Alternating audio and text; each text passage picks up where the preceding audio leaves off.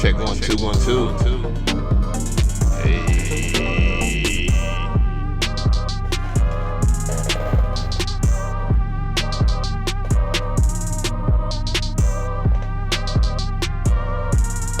Make sure everything is working. Give me a second here.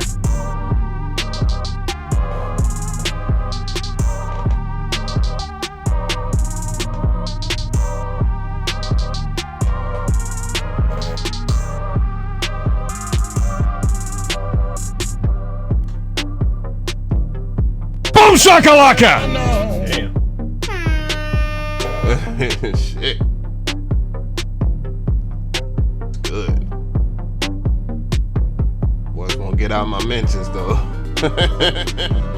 These boys won't get out my mentions though. What is going on, people?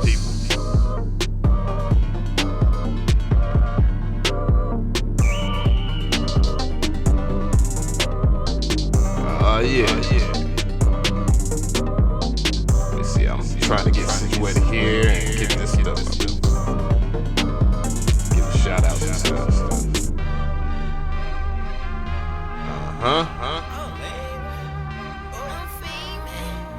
Hey.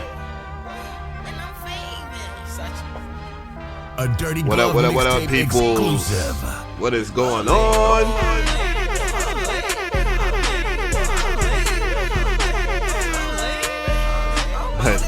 Did Electo answer? Yeah, he did. Tony, let me go ahead and do my shout outs real quick. Nigel Falkins was good. Dr. Fingers was going on. 2017 Hypnotized My Child 2010. Good. Bufo. What's going on, brother? Apex, the original, you smoking, Tony Fuego, Music Audio Marketplace was good. Black Ab, what is going on? Don Lucy, what is good? Or Lucci, what is good? Avery Price, what is going on? Cream Daddy, aka damn, that's a name right there. J Atlantic Joker, what is going on?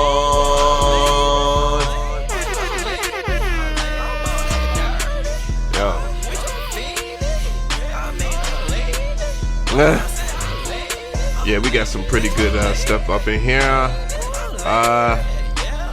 Yeah, interesting day.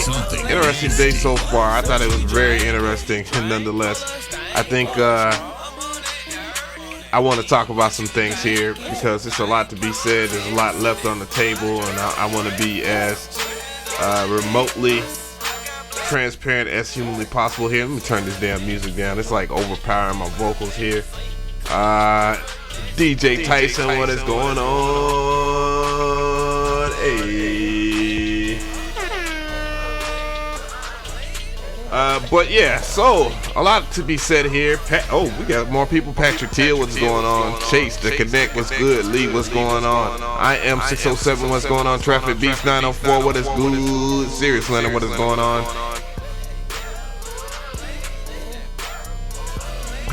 Seriously, say stop paying these young producers any attention. I am young saying that. You're listening to Techno Tunes so Radio. This is not necessarily a beef thing. This is not me trying to scream and get some points across. It's just more or less of a, I would say, a psycho pump study. Well, excuse me, princess.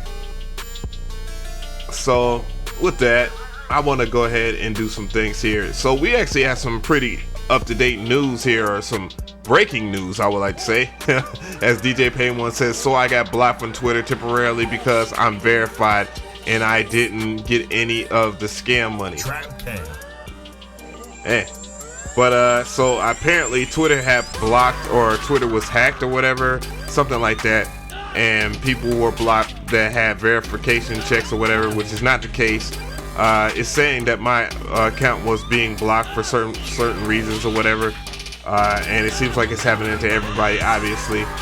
But you know, I just want to kind of kick into things here and talk about a few things. Let me turn this down. I just I got this weird ass hum I can't get rid of.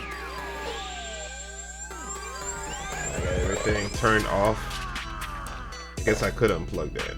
See if that was stuck. Did that stop the hum? Yeah, that did. So RTP, what is going on? So I usually start off by looking at the chat and stuff like that. Yeah, so you know, I was on my P's and Q's today. You know, I said to myself last night that I shouldn't respond to some of the things that people were doing. So one producer or whatever that's getting all the placements in the world, and he's signed to another producer that's signed to another producer, and they're doing their thing. So, you know, a couple of months ago, weeks ago, whatever, still a long time ago, we had an exchange of words because of one person who said that their samples were better than this producer's samples or whatnot. And I just directly just kept it 100 and just said that I feel like their samples are trash. So people kind of want to justify that when somebody says that someone's stuff is trash, that they're justified or because they have what you call placements. You know, for those who don't know, placements is what producers use to leverage their social media, basically, because a lot of these placements don't even mean shit, because these producers, because they want to be so famous so fast, they don't really care if they get paid until maybe a little later or something like that. It's kind of weird. But Southside is old. It doesn't matter because Southside cares about the producers, right? But anyway, so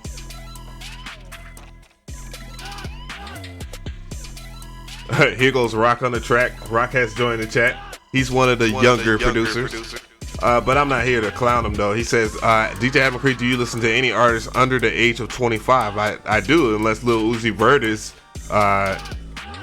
under the age of 25, isn't under the age of 25. NBA Young Boy is another person I like.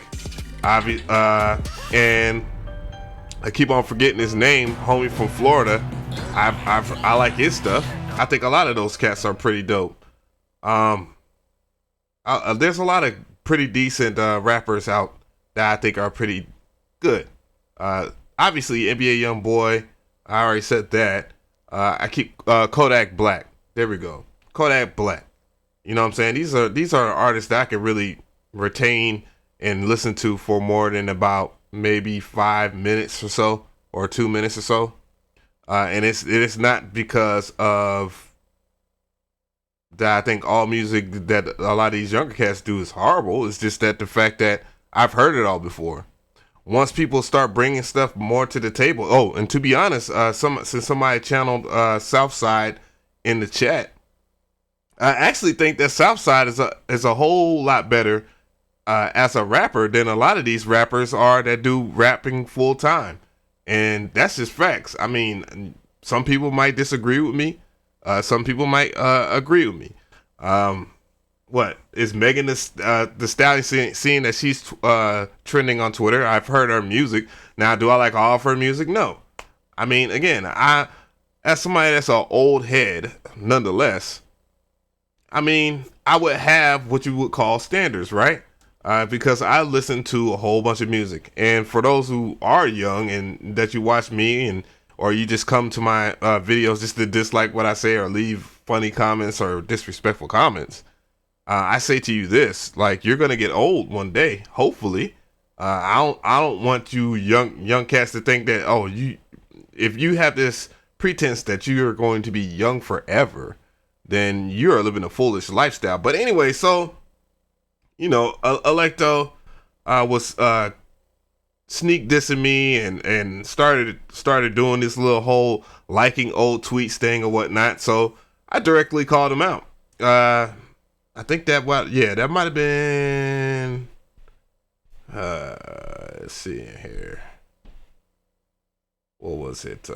But yeah, I directly called him out. I was like, hey Electo Beast, was it you that remade Wilo's loop? That seems like some clown shit that you do for your daddy AP. And you know, he responded back saying, read the credits, you bald bitch. Hey, guess what? He took the spice. So I said, you can't trust credits. Hence why I asked. Obviously, if, you know, the credits came out for a song and the producer Wilo was not credited, then why would I trust the credits on any record?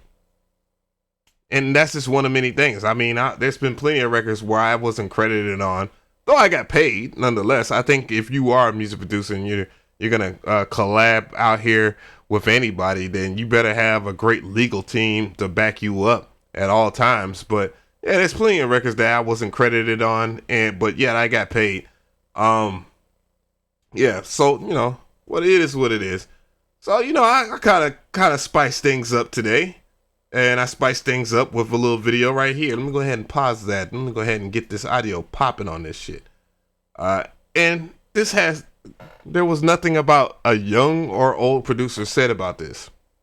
So we go a little further into this right here. They're flying out dudes to work the piano roll. Yeah. Yo, my mouse glows. I can't believe I wasted 10 minutes editing this shit. Dudes to work the piano roll. Yeah. Yo, my mouse glows. Do you want to use my mouse? You want to do the 808 FG? I see the hi-hat god in you, queen. Those 808s, man. See, you got your credit. Yes. If we ever make it to Genius, yes. He did those 808s, queen. 2 producers, 1 laptop. 2 producers, 1 mouse. They're flying out dudes to work the. Hey, you know what's fun? Hey, you know. Come on, hell no. You know what the funny part about that is? Like, all of that could have been ignored. Didn't have to respond. A lot of the people that retweeted it was trying to give their 2 cents and was calling it hating and saying old people are hating on young producers. Where in the world did you hear anything about a young producer? They're flying out dudes to work the piano roll. You're flying out dudes to work the piano roll. There's no indication of anybody.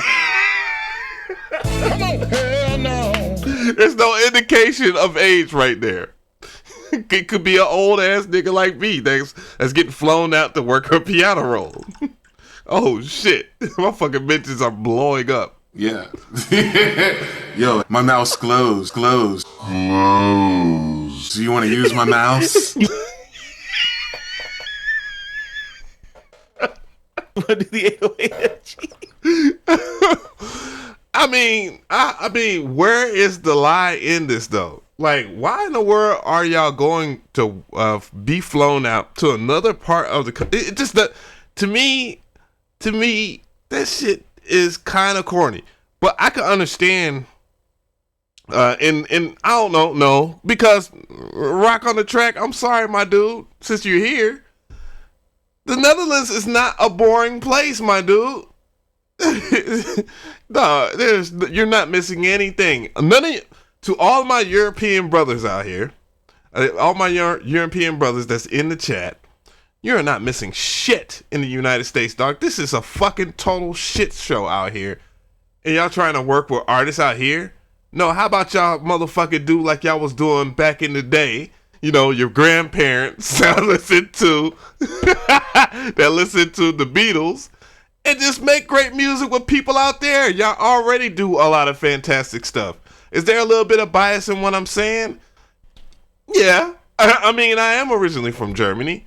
But nonetheless, though, there is not shit that's popping out here that isn't popping out. Man, y'all have a total whole entire movement in the United Kingdom. I know the United Kingdom isn't a part of Europe per se. But my niggas... Rock, you are from the EU. You said you're from the Netherlands. Shut the hell up. It is very, very dope in Europe. You ain't missing shit. Then why the fuck did I remember talking to Rock one time or whatever when he was doing this whole diaper gang shit and getting upset about me not recognizing him as a boss, the 14 or 15-year-old boss that he is, his keyboard and mouse game being on point. And he said he was from the Netherlands. I could be wrong. Oh man, my German is trash. You know damn well that shit has been yoinked at my body again. Rock ain't from the Netherlands. He was trolling. That's a king.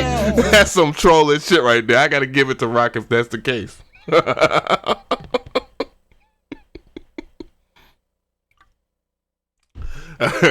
Rock on the track and say, "Oh man, I'm from the Bluff, man. I'm from 787 Windsor Street." He said the UK is a part of Europe until the 31st of December 2020. Oh well, it's gonna happen. Don't worry, it doesn't hurt to be wrong. Calm down, youngins. You know, and that's the thing. The other thing I want you to understand, like, it's okay to be wrong. It's okay to hackle and talk shit.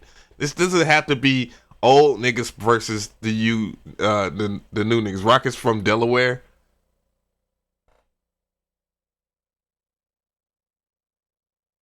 Come on, hell no. I fucks with him though. Man, real talk. Oh shit.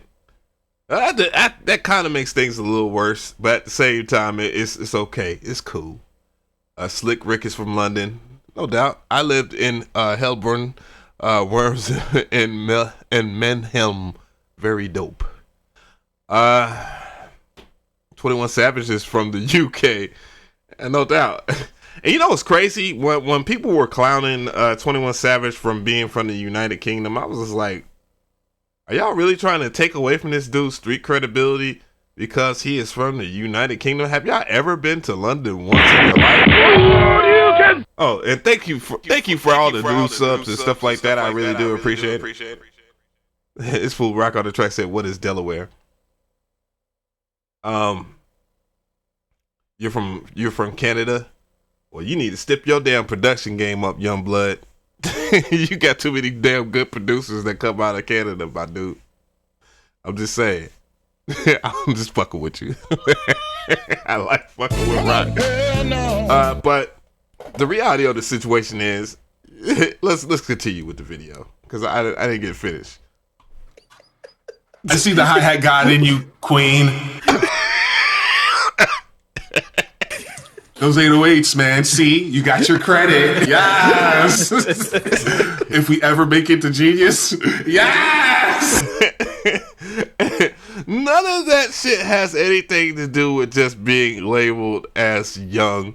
And this is not old heads versus anything. It's just clowning the simple fact that people are so easily manipulated into doing dumb shit like going over people's cribs from different parts of the world to collaborate, and then you get mad on social media saying that you don't get your credit. That shit is ridiculous. I need to put MG the Future on my soundboard. I just run that. Yes. Yes. Genius. Yes. Sample that until I MPC. You did those 808s, Queen. 2 producers, 1 laptop. You piece of shit, CMP. 2 producers, 1 laptop. Oh shit. 2 producers, 1 mouse. 2 producers, 1 mouse. Yo. I think it's the context of this video that makes people upset. Like, stop being upset that you only use FL Studio. Now, this is where I want to kind of climb into something, because before I even posted this, and this blew up because y'all allowed it to blow up because it triggered you and you want to take shots at both MG, CMP, and me you know, all of the old people, right? I said something that a lot of people, it just went over a lot of people's head. It just went over a lot of you dudes' heads. And I want to go over this. And this was about 21 hours ago, obviously. And it was like this. I was like, well, one thing I learned about the older MPCs, producers in the 90s, early 2000s had to deal with some hurdles. It makes you appreciate the classics more for sure. And that's some bad writing right there. And I can admit that was some terrible writing. But the reason why I even made that post, which I didn't know he got 20 likes, but just you guys do not understand when y'all are disrespecting older people. Like, okay, me, I can understand, you know, whatever. Who's an Ad McCree? What's a Trap 10 though? He's whack. You know, I could get that. I ain't work with young Little Keed or Young Thug or anything like that. Though I could have worked with Young Thug during 2010, way before he had the I'm a Stoner record. But you know, that's another story. I already told some of that story with DJ Speedy. And shout out to DJ Speedy for falling through for the moment. Can you please explain what you find lame and why you don't like most new producers? I'm genuinely curious. Yeah, give me a second. Hold that thought here. Yeah, you're old, Mr. Different. What's going on, my brother? RTP, what is good? Blue Buddha, Beast, what's going on? Ahmad Gardner, what is good? But I want to get into the context of if you're over the age of 25, that's why Rock on the Track said that shit. He's a young producer that's out here, superstar with multi-platinum plaques. He's driving a Benz and all that shit. Fat crib. He got his mama in the crib. You know, he's that kind of guy. But yeah, like I was saying, when I was talking about the older MPCs and whatnot, and this is why I have a genuine appreciation, not only for the MPC, but the producers that had to use this. A lot of you guys poo-poo on what the older heads had to do to get you there, just because of what is going on right now. You're going to be receptive to the exact same thing years down the line when people are buying templates of whole entire beats, I don't know, off of whatever Kill Splice or whatever new invention that they have by the time, because they're already getting close to where, because the idea of what most companies are trying to do is they're trying to make something that already makes your beat for you. All you have to do is just click on the genre, what you like, then just slightly move stuff over. That's the next wave, by the way, for you young heads out here that are using piano rolls and thinking y'all the shit. That is the next wave. Like, it's gonna be straight up, pull up a template, move some shit over, pick out a scale, what is going on? Appreciate that sub. Pick out a scale. That's it. That's gonna be your superstar producers of the next couple of next generation. So you better ride this wave as much as humanly possible. But anyways, I would never disrespect any of the producers that came before me. I don't give a shit on how much shit they talked about me. Would I be mad? Absolutely. Would I try to transcend what they did? Yes, absolutely. And that is kind of the reason why I'm so adamant and so hard on a lot of you younger guys. You know what I'm saying? But back to what Rock said, and let me see, because I think, I just want to make sure that Rock understands that. And that is the reason why this whole old head thing, young head, old head thing is stupid altogether. And I think he gets it, but I'm not even going to judge. I respect older people.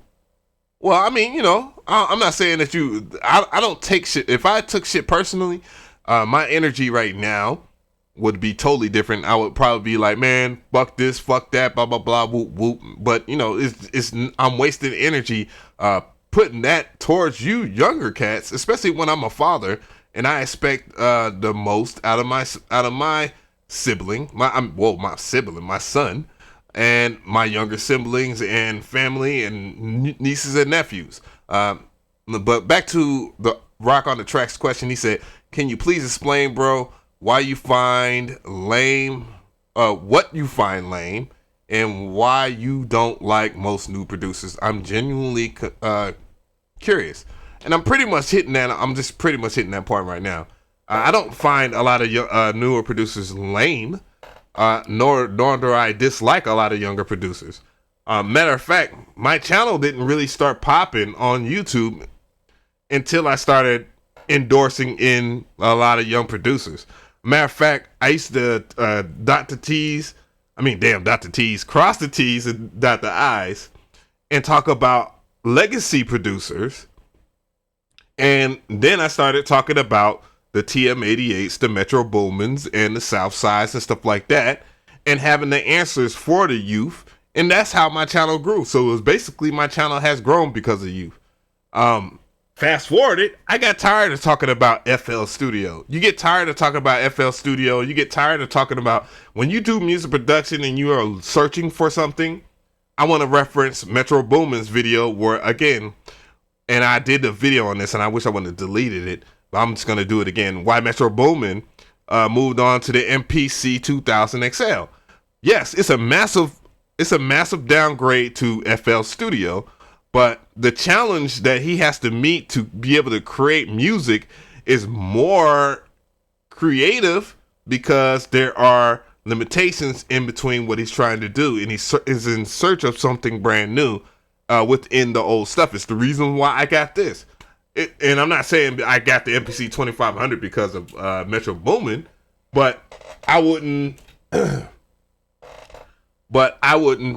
hesitate to say, you know, as somebody that has worked with a DAW for X amount of years, that I wouldn't be pressed to be bored. I damn sure know that Metro Boomin is tired of fucking FL Studio. But a lot of you guys, y'all are quick to say, well, this is great, and all you have to do is this. And then if you look at how, and I see a lot of jewels in the chat, you know, but from both the younger heads and the older heads. But if I was to look at YouTube's tutorial channels right now, I saw a video and it pisses me off, but I'm like, fuck it. I'm going to let it be. And I'm going to tell you why I'm letting a lot of this stuff be and not coming in with my tutorials with FL Studio no more. Thank you for the sub. The reason why I'm letting a lot of this stuff ride as far as the tutorials go is because they're not teaching you anything brand new. It's just new faces. It's just new faces. That's it. And a lot of them are not even getting their material they're not recalling this material because they have the experience. They're just going on YouTube and seeing what has the most views, what's popular, and therefore they're doing it. Like freaking tutorial. I seen like 3 or 4 tutorials within a week talking about how using computed effects is the new wave. And I'm like, bro, how is that the new wave? Pre-computed effects has been around since FL Studio forever. Like, they took it out in FL Studio 12 and brought it back into 20. But, dog, some of you dudes are actually making beats in the worst version of FL Studio altogether, which is FL Studio 11, right? There's no advantages in FL Studio 11, by the way. That was one of my videos I was going to do this week. Damn. See, that's what happens when you're old. Come on, hell no. You forget shit. But I see tutorials like that. I see people still talking about they're remaking how to do hi-hats like Pyrus Whipper tutorials. I see, and that's basically how to make hi-hats like every other trap nigga in the damn world. But they're just repurposing that shit and redoing those shits. And a lot of the stuff that I brought at the time was not known to the masses. But after years of being copied and no shoutouts and all this stuff, I got tired of that shit. So I moved on to things like Ableton Live, to the MPC. And if you're truly talented as a music producer, it wouldn't matter whatever you use. You're going to figure out, you know, how to make the best out of whatever you have altogether. And that's where I want you you younger cats to understand. You don't need to have everything, and you don't have to have everything to be a great producer. But at a time to where you want to add more things to your repertoire, then absolutely start digging for that. I appreciate you too, my brother. The beat junkie. And that's all. So FL11 is the most pirated dog. But that's all. That's all I want from a lot of you cats. I remember getting the XL back in the day when it came out, and people clowned because it wasn't the 3000. How times have changed. Yeah, and that's the other thing. It's like, oh yeah, like some people, it's like, people get stuck in their ways when it comes to things. And that might be the thing where a lot of you younger cats might think that I'm trying to be like, no, sir. I have experience with almost every single DAW in every DAW or every instrument or something like that I don't have experience with. I can at least recall some type of skill point or whatever. But some of you guys don't even want to go past RC20 and FL Studio 11 and Nexus and Omnisphere and wherever else plugin that your favorite producer is using right now. Like, dog, that's not how you're gonna win. You're not gonna win by sounding like 90% of the other people. Just like you're not gonna win by sending loops. Obviously, you got people like Wilo that has to experience the bullshit that comes with the industry from whatever point that he was at, because he sat there and pitched not only different stories to different outlets, which he should have just been quiet and got his money and his credit and moved on, because that your story's not adding up. But other than that, though, that you had to deal with the big dog trying to take something from you that was yours in the first place. Oh, people deleting tweets and stuff like that. Okay, all right. But yeah, I mean, I don't care if people go into my messages and talk shit. I expect people to do that. A lot of you dudes are just gonna talk shit just because you want to talk shit. But I find it very weird when people start talking about things like money, like money and placements. Dog, I'm gonna tell you right now, a lot of you cats might not like what I'm about to say, but it's got to be said.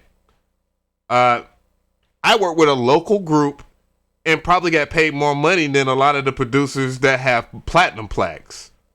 And on top of that, a lot of the music producers that have platinum plaques, either now or in the past, they're looking for a place to reside, because either their career is not where they want it to be, their money isn't where they want it to be, they probably spent a lot of their money, and they don't know where to go next. And so I'm comfortable where I sit at, no matter what, because at the end of the day, I will find a different way to be able to create income. Not only that, to educate you guys, both young or old or young, whoever wants to learn. And if y'all ever had a question, I'm going to answer that. That type of dynamic is never going to change. As long as I'm on this planet Earth, I find it fit, and I don't give a shit of what skin tone you are, where the fuck you're from. I don't care if you shit on yourself every single day. That type of dedication is always going to be the same. I don't care who you are. I will teach you the best way that I can, the best knowledge that I can. But what I don't like, and this is where I'm going to go into something else, is when people take what I do, say, and don't give me credit. That's the only thing I don't like. And that happens far too often on this platform. And so therefore, I'm allowing a lot of people to go ahead and do these shitty ass YouTube tutorials, keep on telling you how you should make guitar loops and stuff like that, and they're doing that wrong because they don't know how to play a guitar, because they don't want to touch a guitar, because that means that they will have to dedicate a lot of time into an instrument, a lot of time into something. But they want to tell you how to make a guitar because they know how to use Melodyne and extract some MIDI, and they can't explain why a C major chord sounds different on a guitar versus when you play it on a MIDI keyboard. But I'm gonna allow them to continue to do these type of tutorials that are doing nothing but damaging you, but they're getting a lot of views out of that, and they're getting paid for that. I remember when Dirty South beats were called. No, I remember when trap beats were first called Dirty South beats. That's another story for another time. I've actually talked about that with Speedy. We actually made some pretty good definitions about that. I think DJ Speedy, that if you have not checked out that interview with DJ Speedy, you're tripping. A lot of people want to talk about what their version of what it is and their involvement, how they feel or who they feel is supposed to be, what trap music really is. But the reality of it is there's only a few spectrums that you can only cover when it comes to trap music. And it all leads to down the same lines of what me and DJ Speedy said. And even though me and DJ Speedy don't agree on every single thing, which we have talked, me and DJ Speedy talked for about 5 hours.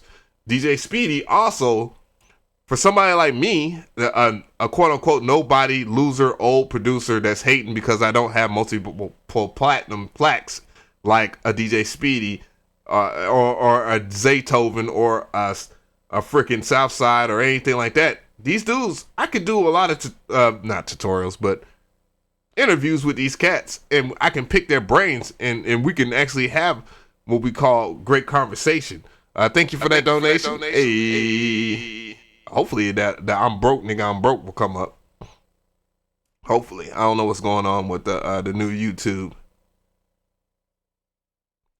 DJ Rec was talking about the SP1200. I'm broke, nigga, I'm broke. Let me give him a shot. Remember, I was saying Wilo or whatever his name should have kept it behind closed doors.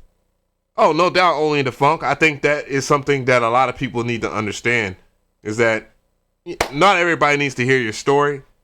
But at the same time, I guess my only guess and the reason why I say he did that is because a lot of people will reach out and put the pressure on him, and he wasn't prepared for the situation that he was walking in the first place. But now that the situation is at hand, and Pop Smoke is a big artist, that's another young artist that I really like, and that's very unfortunate that he lost his life so fast. Same thing with XXX Tentacion. Another unfortunate loss for a lot of you younger cats that like music, because he could rap his ass off. You know what I'm saying? But he dealt with a lot of the paradigm of being a young rapper and not being appreciated for his talents and stuff like that. But you know, it happens. Shit like that happens, you know. Let me see here. I was looking at some of the older comments because it got a little extra spicy in the chat. I made hits on FL11 sound greater than anything that dropped. Yeah. I mean, if that's the case, then that's cool. Many people say that FL11 sounds different. I've tested it out. It's the same. You know, I have, what I did was, in my video that's gonna come up that I need to edit, what I did was I made a beat inside of FL Studio 11 with the exact same plugins that I opened it up in the FL Studio 20. And all the things didn't check out. All the things didn't check out as far as all the myths and stuff like that. I mean, spoiler alert. Juice WRLD is a tough pill for me to swallow. God bless his soul, but I'm not really into that type of music that he was pushing. I'm sorry. But I know a lot of you younger cats like his music and all that. That's cool. But Juice WRLD really didn't connect to me, and connect with me. And that's no disrespect to him whatsoever on anything. Wish him the best in the celestial sphere, you know, but them dipset beats. I'm saying it. Trap is drunk techno. Come on, hell no.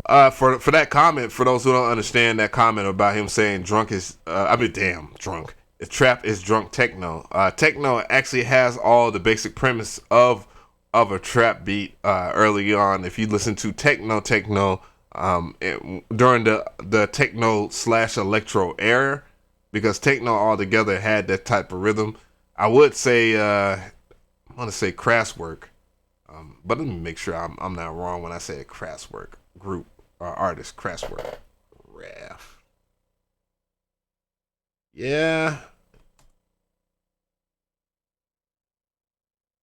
I would play this, but the scope. A lot of hip hop actually samples this group right here, and they're practically considered techno. I highly recommend, as an old head, that a lot of you young heads go back and listen to this, because this is a lot of DNA in hip hop, to say the least. Yes, they are white guys too, by the way. I mean, nothing wrong with that. Hip hop borrows from every genre. That's what makes hip hop great. Hip hop is not biased towards a specific genre, and if you are biased towards a specific genre, you can end up missing something that could be a puzzle piece that is missing inside of music altogether. So, but yeah, techno in its essence here, a lot of music, especially a lot of Miami-based music and all that stuff. DJ Magic Mike, of course, is one of the people. He's not from Miami, but he did produce. He was a ghost producer behind Beat Master Clay D.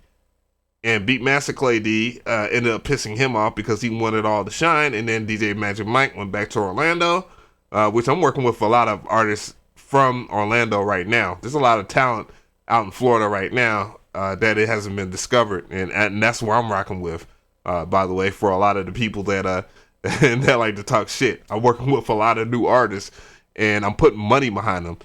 Somebody said Yellow Magic Orchestra. Yes, DJ Magic Mike sampled Yellow Magic Orchestra, which is a Japanese group. That name isn't very PC in 2020, obviously, but it is what it is. Georgia Porgy has stepped in the building. Hey. Oh, shit. That was the wrong one. I'm off my game today.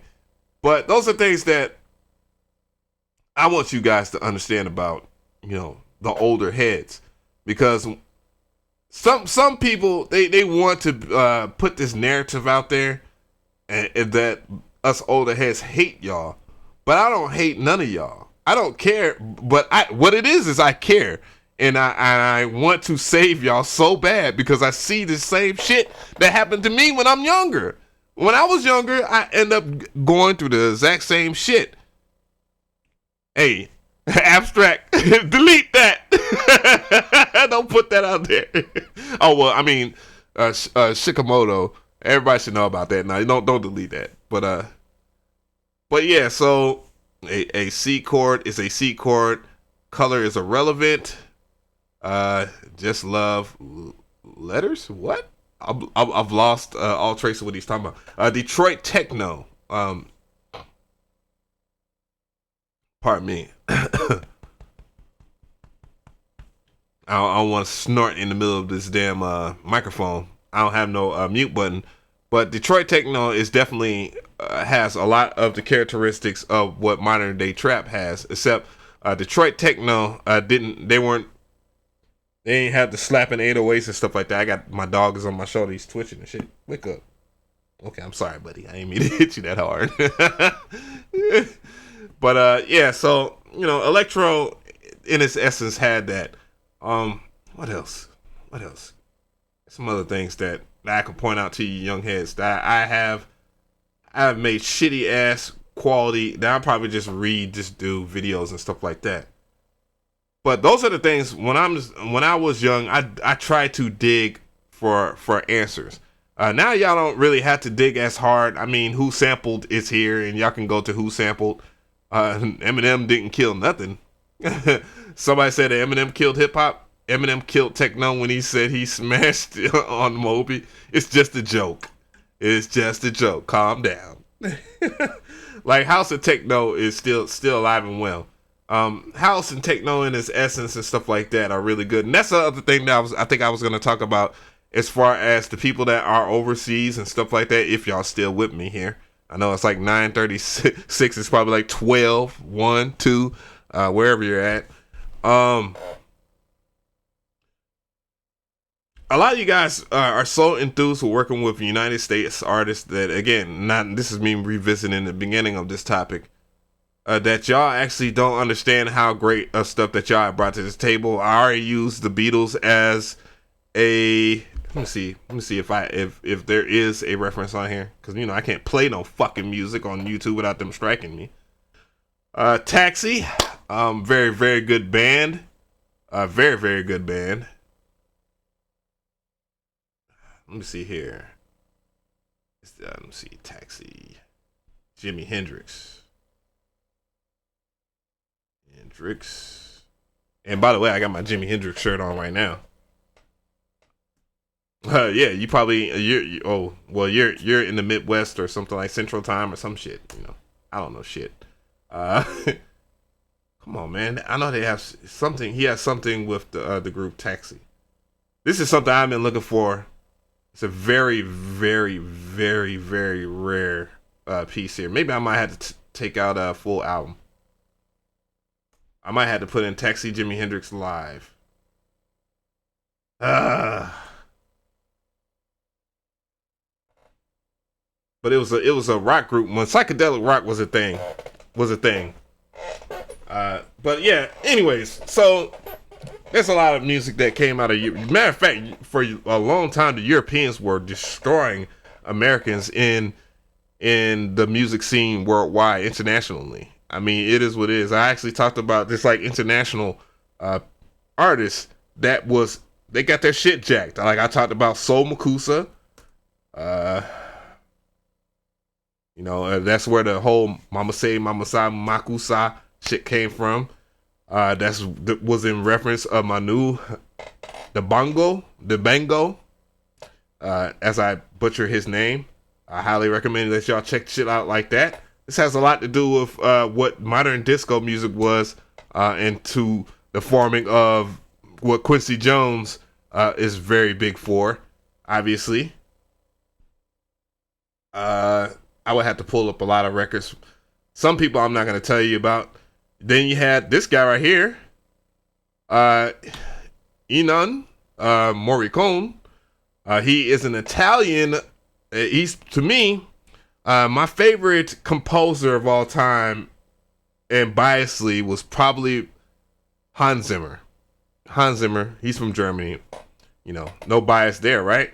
But along the lines of me having conversations with my father and having conversations with, friends from different parts of the world, it was like, dude, you like all that same damn preset, same orchestra sound shit. I'm like, man, whatever, man. Batman was incredible. Well, The Dark Knight was incredible. That wasn't no presetted orchestra stuff, man. Pirates of the Caribbean, that score is okay, man, but he uses that score all the time.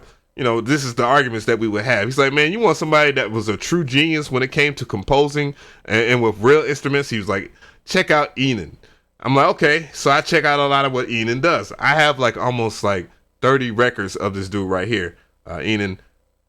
But he did, of course, some of the dope stuff. Young Guru sampled him, obviously, when he did I can't think of the damn name of the song, but it was on the Blueprint 2. It was on the second disc. But he sampled it. But Good, the Bad, and the Ugly. A lot of stuff where you will see your man's Clint Eastwood get known for. But he brought the whole Western sound. He pretty much defined the Western sound in the West as an Eastern man from a small part of the world in Italy. So much respect for a lot of the things that he has done, and actually a lot of stuff that is modernized, obviously has been redone into what you young heads like, which is a shitty game in my opinion, which is Red Dead Redemption 2. I can't. Oh my God, I never played a game that you don't really play. You just watch.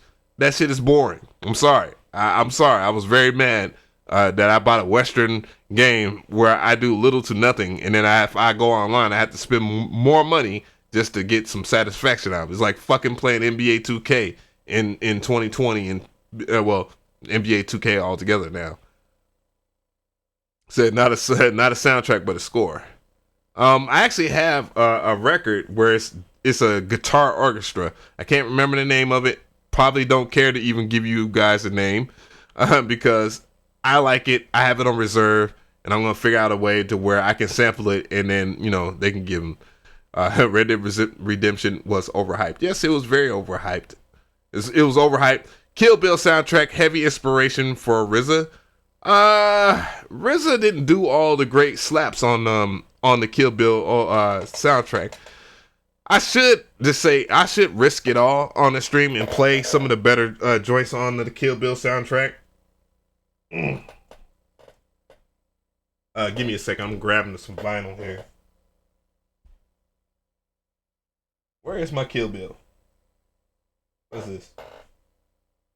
That's the Django. So I'm getting warmer.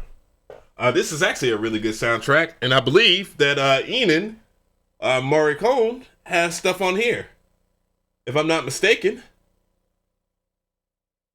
But this is a really, really good soundtrack. With also, it has some of the pieces in there. Django. Pretty good movie.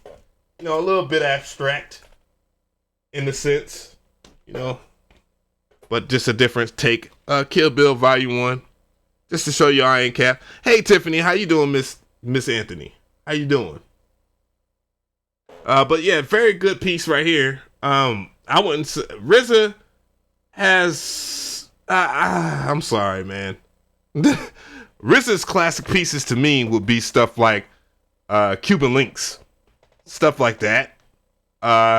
His Wu-Tang stuff, obviously, you know, his stronger stuff. But as far as scoring films and all that, nah. I could do without it. And his pieces in Kill Bill, though I was hyped as a kid that he was doing stuff with that. Yeah. But yeah, this soundtrack altogether has some really good gems on it. Let me see if I can I'm gonna get let's get big with it. Some very good pieces on this soundtrack. Return of the Living Dead soundtrack I have, of course. And I believe you're trying to channel Enan again. And I believe I sampled that. Matter of fact, I did. I have to go to my channel and show you guys that. I did a very shitty job, but this is when I was showing people basically what I wanted to show you guys was this right here. Go in here, push to sampling, which I'm probably just gonna regurgitate this. What? Sampling meant how to sample. I'm just gonna type that in. For some reason, there we go. And then go on to this. Come on, son of a bitch. I get a copyright the sample claim. is already stretched out and all that. Again, you can just further. But there you go, Night of the Living Dead. I have that record. Of course, it's a reprint. Very good piece by Enan. So the next that is loud, it's the fixed way you'll take it 130 or so. Go ahead. Probably gonna do and then just.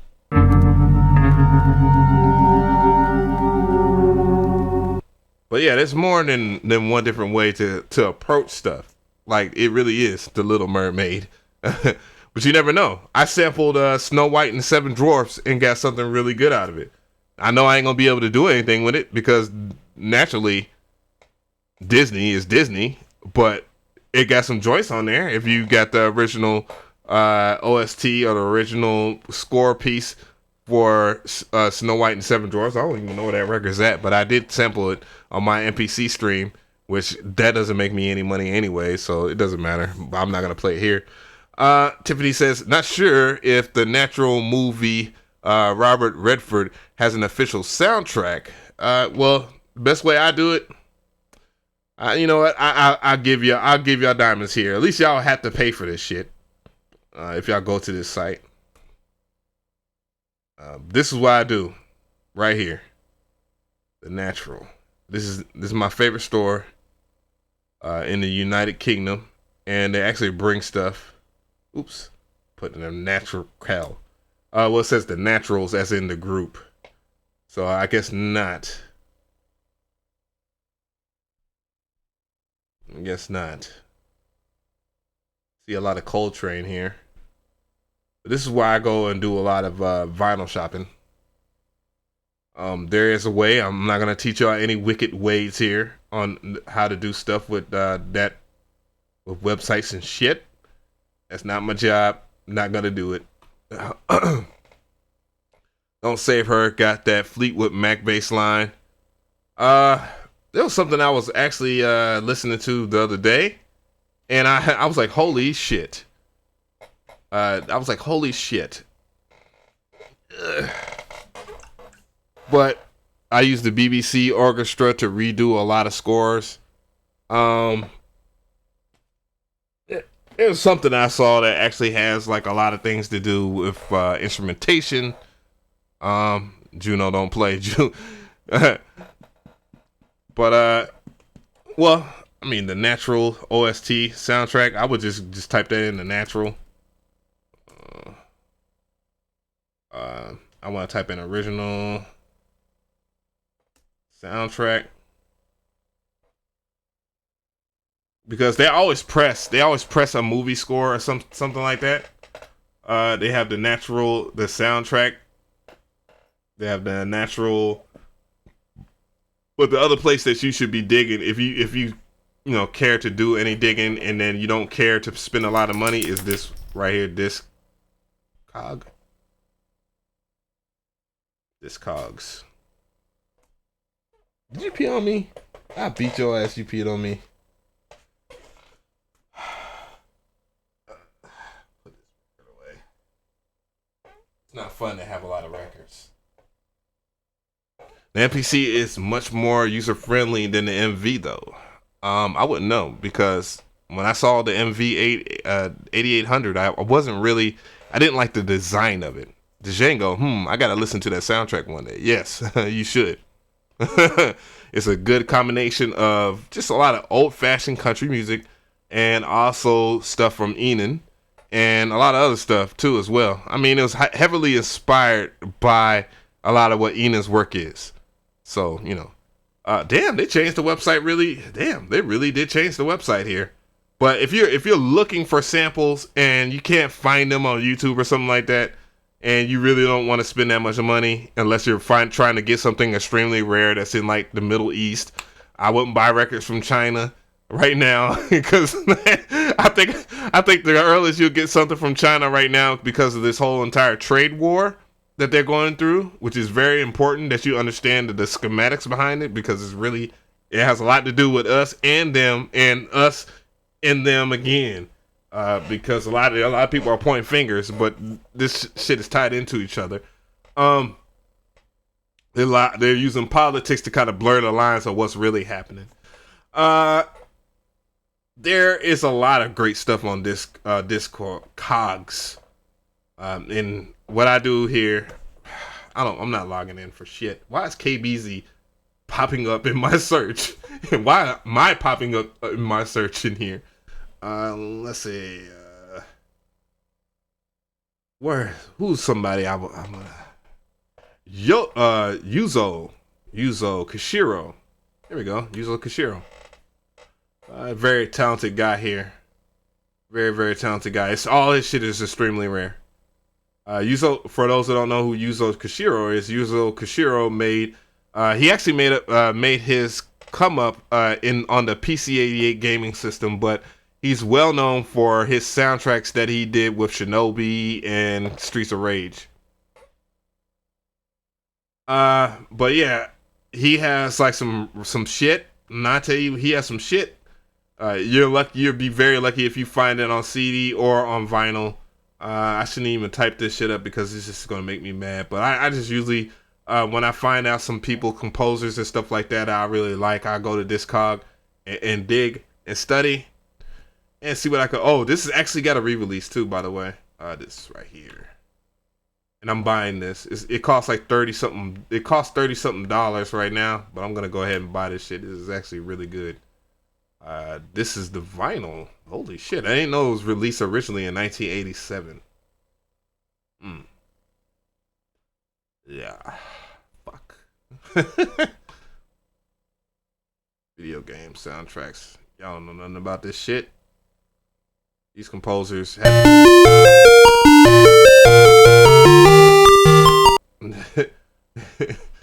gonna take some shit. Come on, hell no. I got Melodyne now, motherfuckers. Melodyne, Captain Plugins, Scalar. Like that. Scalar, MPC software. Yeah, everyone recycles kits, but put them on Reddit for free. How about the cat that did the Metroid soundtrack? Why do I think it's Koji Kondo? Koji. Oop, I misspelled. I don't think Koji Kondo did that. Let's see. I know he gets credited for Zelda, Super Mario Brothers, and all that, but it's like several people that worked on this. As more people are stepping out now, they're like the producer community now. Say, hey, it wasn't all Koji that did all this. You know, I had some influence on this. One day I will get to go to Japan and live my dream. I don't know if they want me over there right now, but I'm just hoping I'll be able to go to Japan one day soon. Yoko Shimomura. I never could say his name right.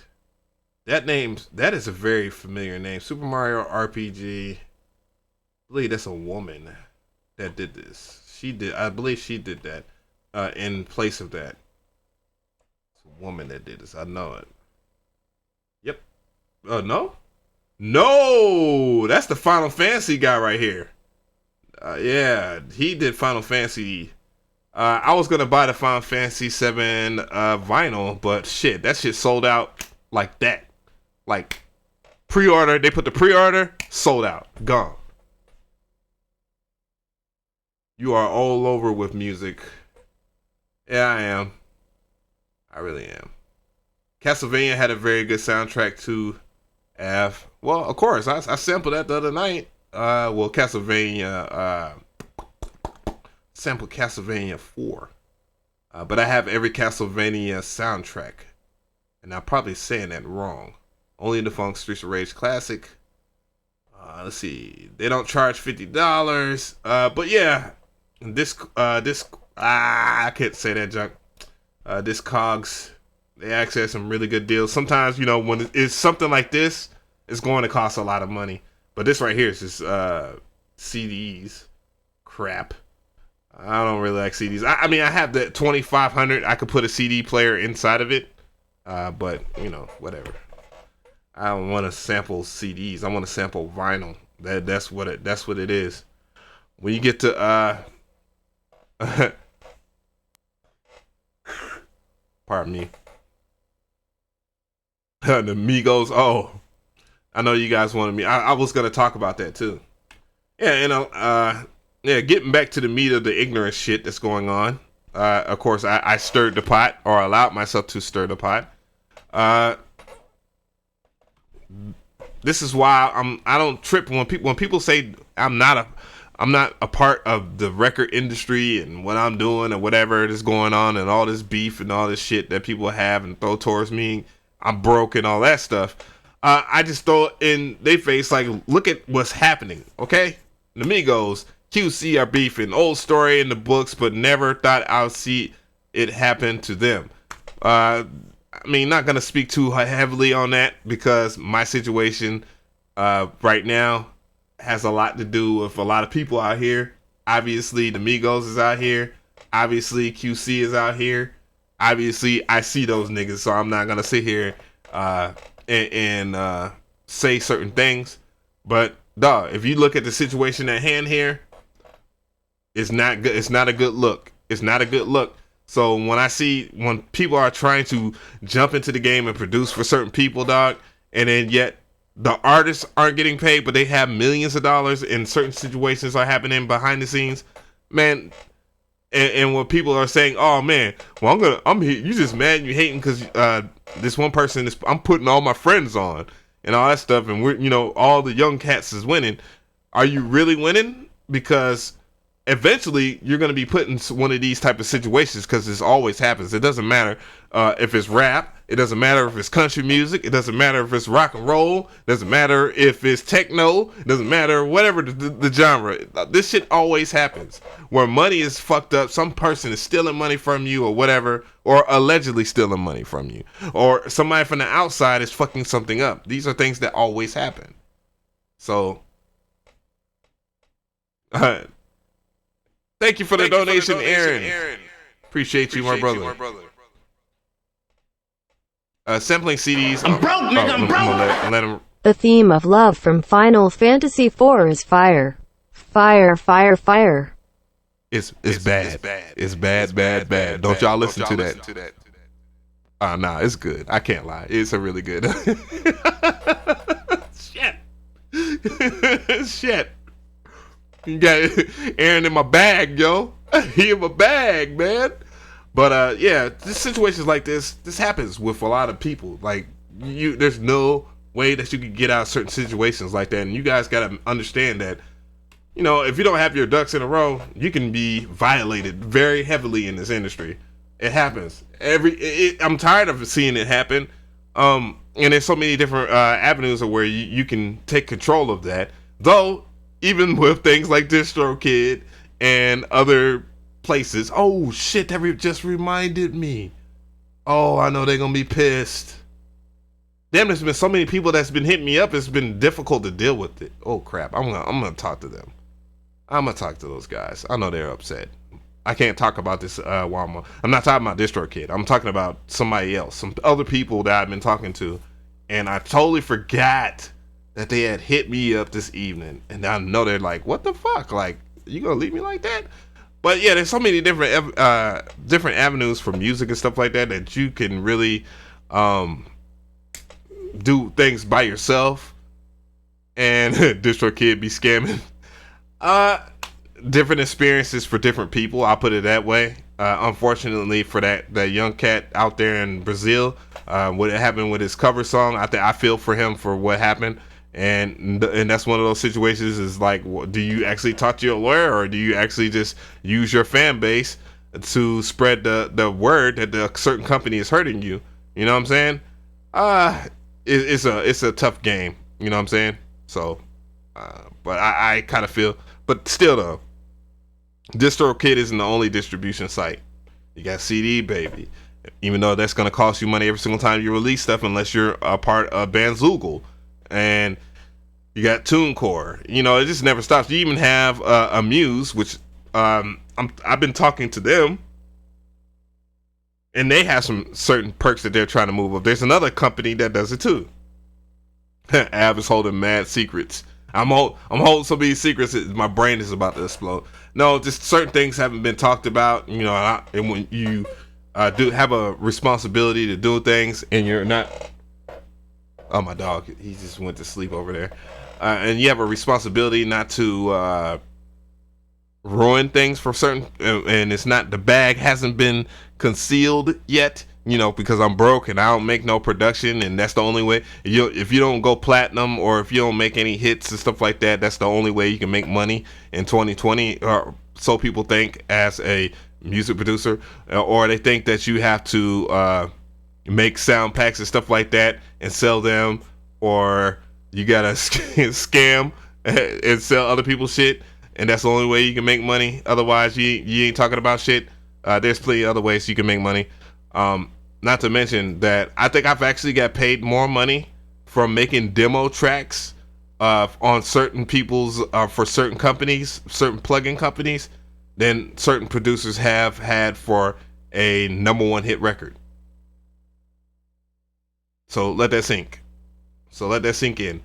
And that depends on who the producer is, of course, of how much money they're gonna get. Depends on the stipulations of all the other stuff too, as well. But I've done demo songs.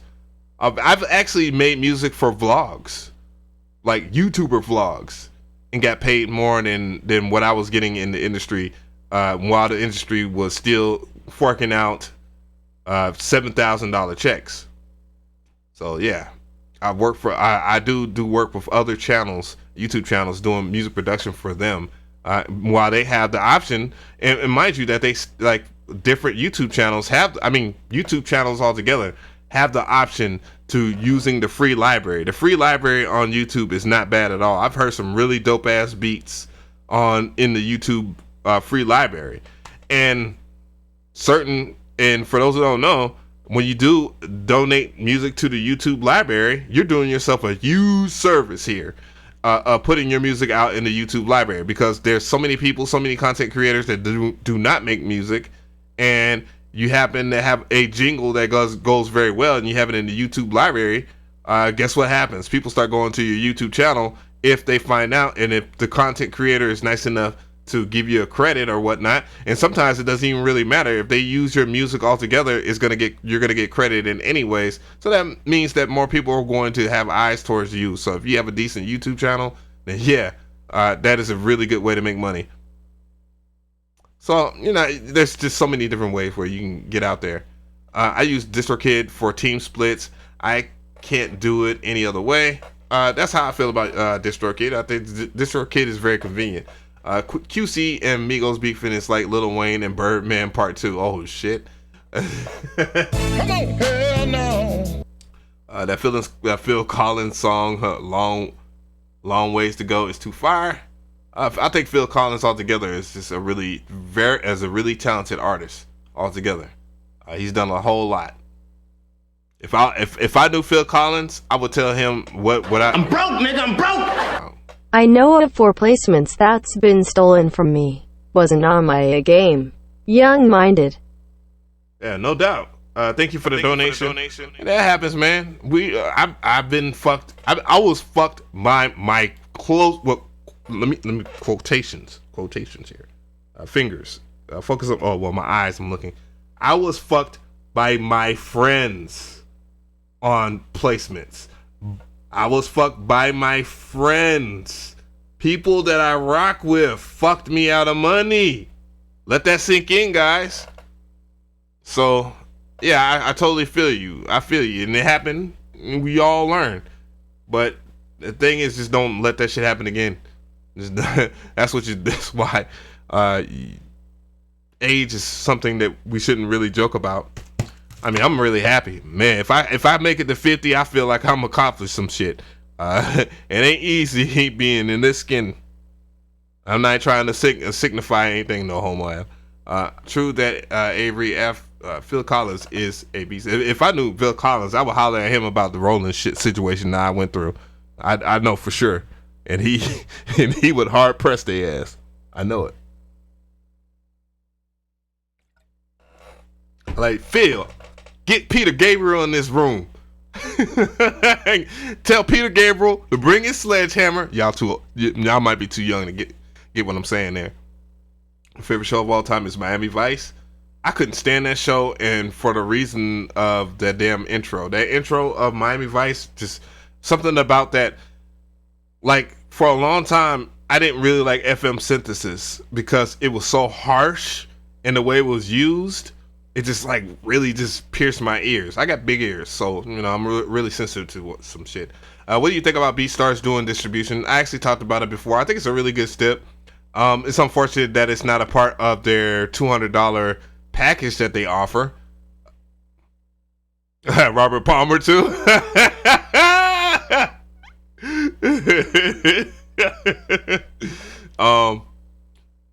Bring the sledgehammer and chicken. You was an asshole.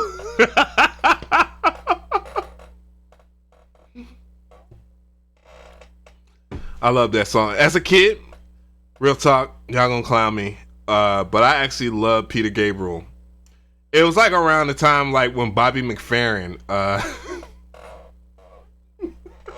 on, hell no. Oh shit.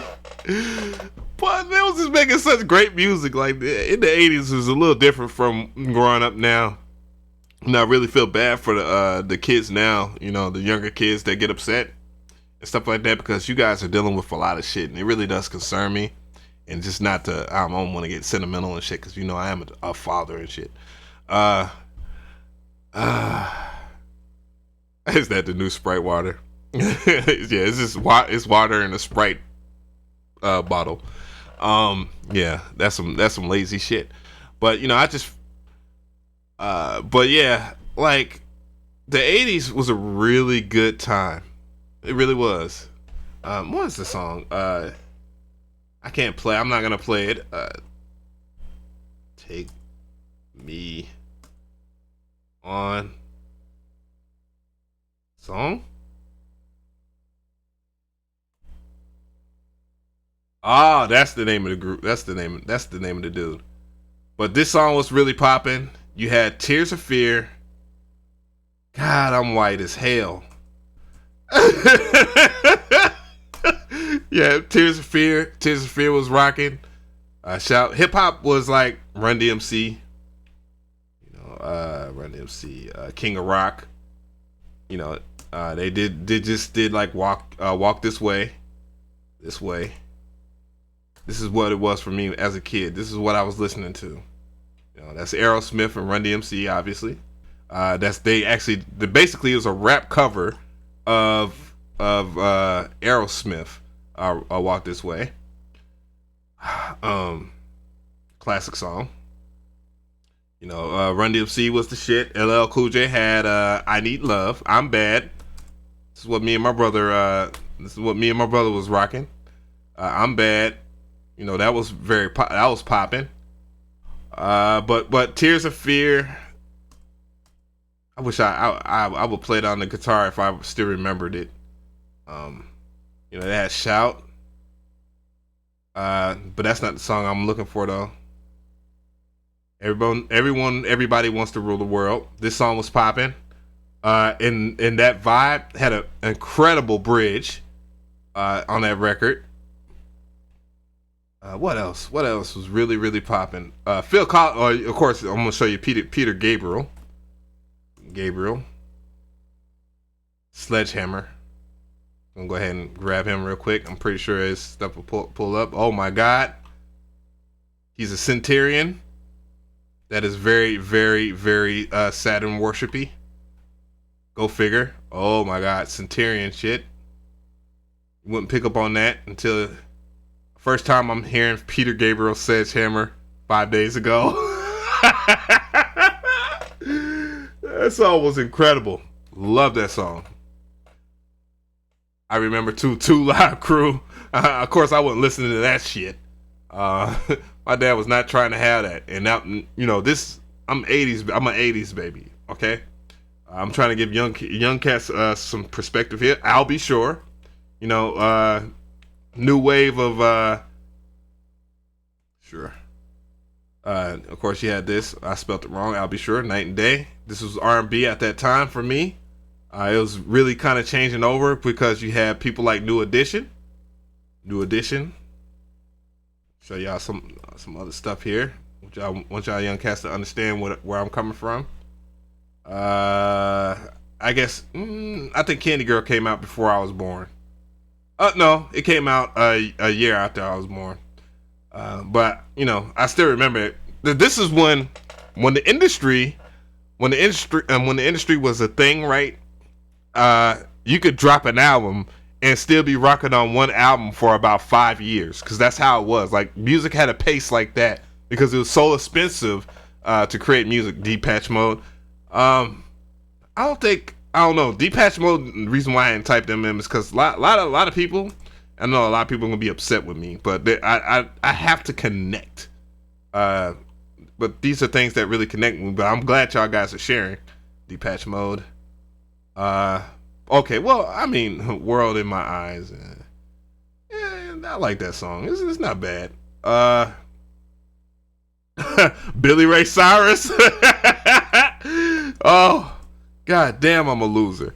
But I stayed in Tennessee when that song broke. Achy Breaky Heart, obviously. Billy Ray Cyrus. Y'all got Miley Cyrus that y'all got. But yeah, he had that song. You had people like Kenny G in the jazz world with Songbird. My mother loved that song. Really, really good song. Really good song for funk too, even though that's been done a bajillion times. But Songbird, I highly recommend Kenny G. Kenny G was tough. He still is tough. People are saying Pink Floyd. God damn. Queen. Full Force. What was the song? I'm gonna see what comes up if I type in Full Force group. And Kid and Play. Well, we talking about Full Force. We talking about Kid and Play. We're gonna talk about hip hop, but I'm talking about like all the music that I was hearing at the time. You know, hip hop was very, very young and rare. These beats really do slap too, by the way. If y'all listen to like Rolling with Kid and Play and stuff like what was it? Rolling with Kid and Play, Getting Funky, Do This My Way. That particular album was tough. But yeah, you know, Kid and Play was probably one of my favorite groups that actually kind of transcended to something else. De La Soul, De La Soul, Zapp and Rogers, and Rogers. You know, this is I see that the chat is really participating in this, and I really do appreciate that. Computer Love. For me, Prince, and I don't know how Prince 1999. Prince 1999. There's one before that, Purple Rain. These are things that really was cemented to how I produce. You actually, when you listen to beats that I do, I actually have a wee bit of almost every person here. Like if somebody actually wanted a certain vibe, I connected with that. That's why it's important when you are influencing your kids. When you young heads start having kids, whatever you're listening to, when it's when they are fragmenting their brain together, their consciousness. When they're babies, they only can scream, cry, shit. That you listen to music that's going to affect them in a positive way, because hey, you know, or give them perspective. Somebody said Snow. Oh my god! But yeah, I remember when Snow was a thing. Informer, Morris Day and the Times. Well, of course, if we're gonna talk about Prince, we gotta talk about Morris Day and the Times. And Prince wrote a lot of that shit. Let me see here. Rock music. Of course, what sticks out the most is Guns N' Roses. For me, Paradise City, Sweet Angel. That was not Sweet Angel, Sweet Child of Mine. Excuse me. But these are songs that I heard a lot. And this is This is when MTV was MTV and not the shit that they have now. I don't know what the fuck MTV is doing now. This music is not important anymore. And this is it's sad. But curating, Nirvana, I mean, obviously we're channeling, talk about rock records. Well, before Nirvana, there's a group, and I'm not going to look at the chat when I say this, Soundgarden. They had a song called Black Hole Sun. That song was humongous, and it was an incredible song. Talking about rock music here. Somebody said Slayer. But definitely Guns N' Roses was the monsters. I never really was a Metallica head like that, to be honest. I know that might piss some people off. And when it comes down to rock and roll music altogether, this will probably shock you. Black Sabbath. And then you'll understand certain things. Iron Man. There you go. Ozzy Osbourne, for those young heads out there that don't know. That's where Ozzy Osbourne comes from. Ozzy Osbourne, again, somebody else that's not from the United States, that just came over here and destroyed. Oh, shut the hell up, RV Garvey. Whatever. Somebody said Peter Pablo. CC Music Factory, yes, absolutely. There's another song, I can't think of it. That was weird. I want to say Sweat. Yep. This is a weird era right here. Let's see. It's so sad that YouTube is just such a douchebags. AC/DC, that's a really good group, but that's like before my time. AC/DC Iron Man. What, they do a fucking cover of that shit? Oh no, Iron Man 2 version. That's what people are looking up. Back to Black. TNT. That's something I end up learning how to play on the guitar. You had the guys with the beards, ZZ Top. She Got Legs.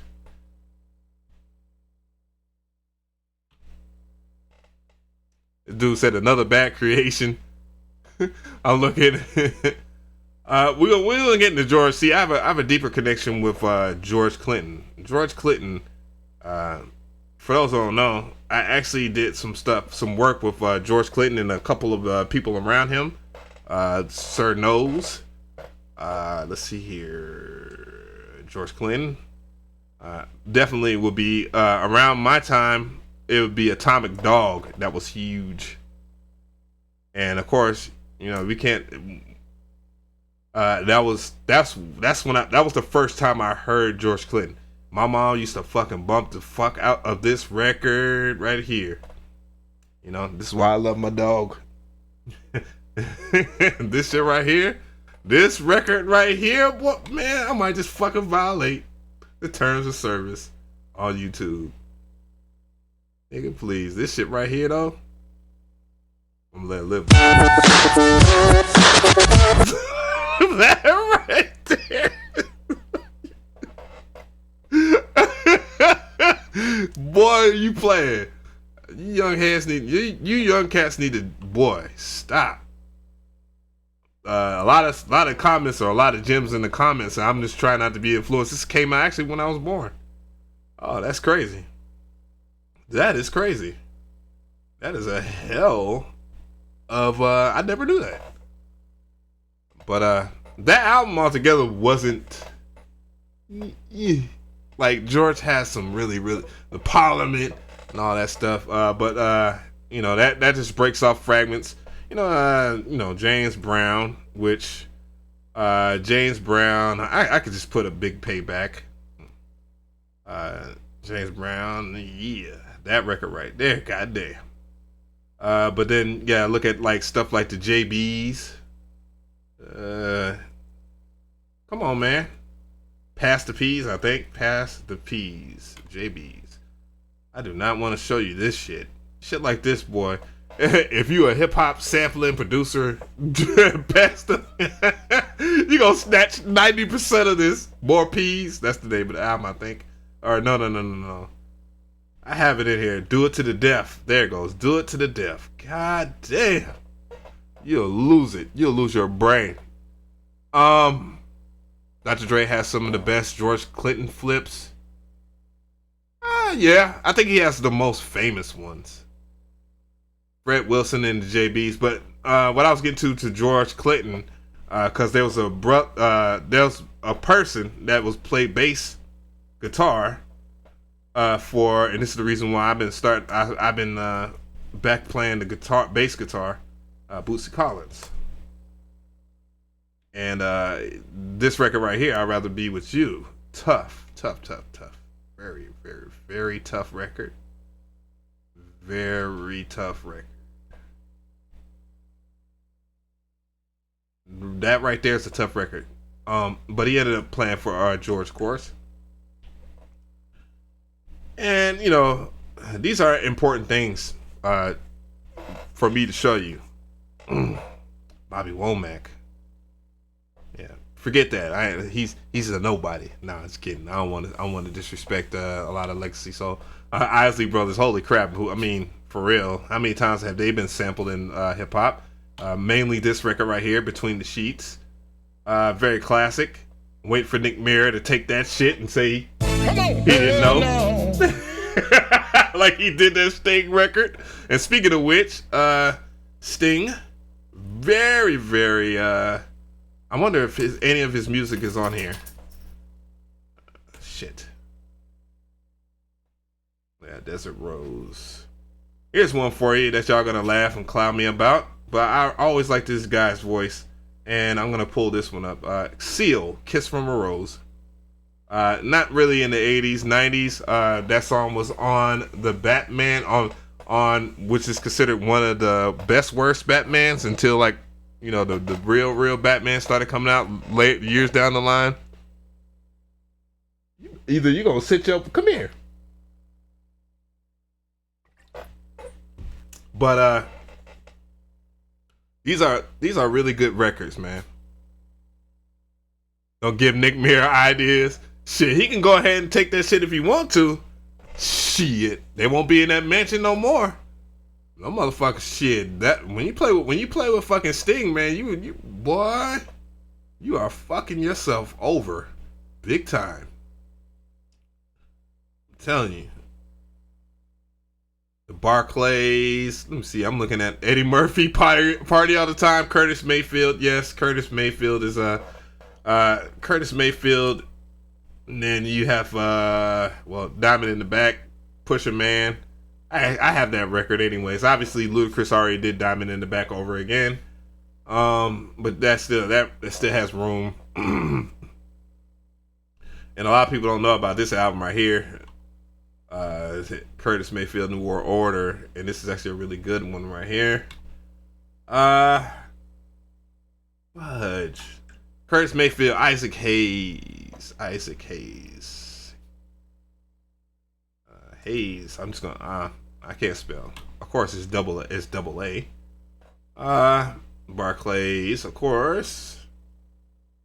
But yeah, just things like these records right here. You know, he has a lot to do with the Shaft and stuff like that. But great website for if you want Isaac Hayes samples. You know, you can clear those if you're on tracklib.com. If you have a subscription to Tracklib, you can clear a lot of that. Michael Jackson, we already talked about Kraftwerk. If we're gonna talk about drum and bass, because drum and bass had a lot to do with my childhood too as well. Drum and bass, I would say Caliber. Let's see if that will actually pull up drum and bass. I guess I'm gonna have to go because I'm gonna type in drum and bass. Here we go. Caliber. This dude is no joke. Then I gotta talk about this soundtrack, Killer Instinct. Soundtrack. It came with your if you bought the Killer Instinct soundtrack, it came with everything. Oh, of course I cannot play no more. Oh my God, that's who it was! Wow. Well, no. Mick Gordon didn't have nothing to do with this one. The new Killer Instinct soundtrack, Mick Gordon is involved with. Was involved with that one. Mick Gordon, of course. If I type in Mick Gordon, show you guys, he's somebody I definitely I respect a lot, and he's actually an FL Studio head too. At that, I don't know why. I hate to see it. Hate to see he does it to himself. But Mick Gordon. Oh, never mind. 3 months ago, he's in Ableton Live. Come on, hell no. He woke up. But he did, of course, his crown jewel is the Doom soundtracks, both Doom and Doom Eternal. And yeah, incredible games. Some of which I have not finished, of course. Somebody said Stevie Wonder. Yeah, Stevie Wonder, absolutely. Stevie Wonder was something that resonates with me the most is Ribbon in the Sky. And for those who don't know why I would pick Ribbon in the Sky, it's because a lot of my friends were killed while I was in a very young age to gang violence and a lot of other dumb shit. And the song that I used to hear the most at funerals and all this shit, because they always wanted to use it, was Ribbon in the Sky. But really good song. Not the only song that Stevie Wonder has done that's great, obviously. You got Superstitious, and things that are a little bit more upbeat. I can't spell it, so I'm just gonna type it in. This is why I like the computers now. There's better ones than that, of course. Trying to think of ones. A lot of his music is bridge. I don't hate on my fruits. I mean FL Studio. We already talked about the Streets of Rage soundtrack, and that has to do with Yuzo Koshiro. The whole Motown era, Diana Ross. Diana Ross is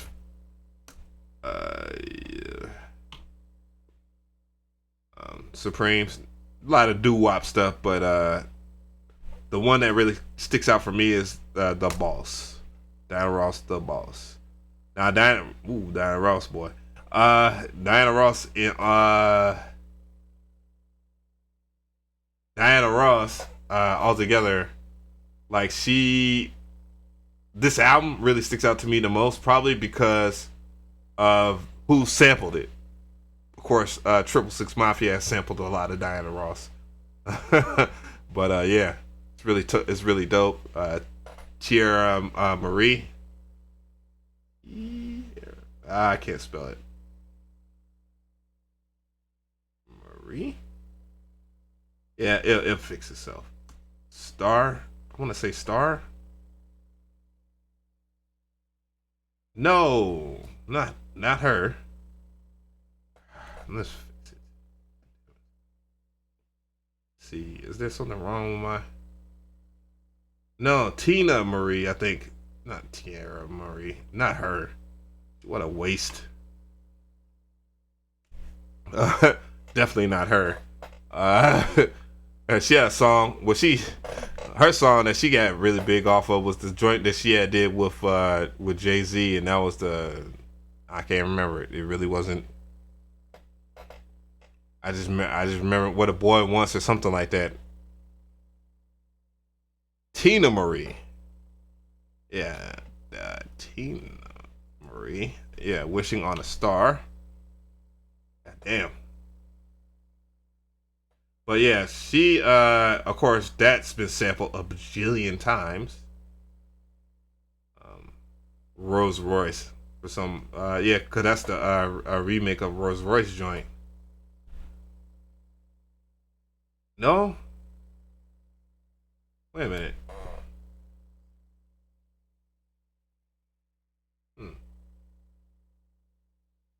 Love Girl. Yeah, Tina Marie, Love Girl.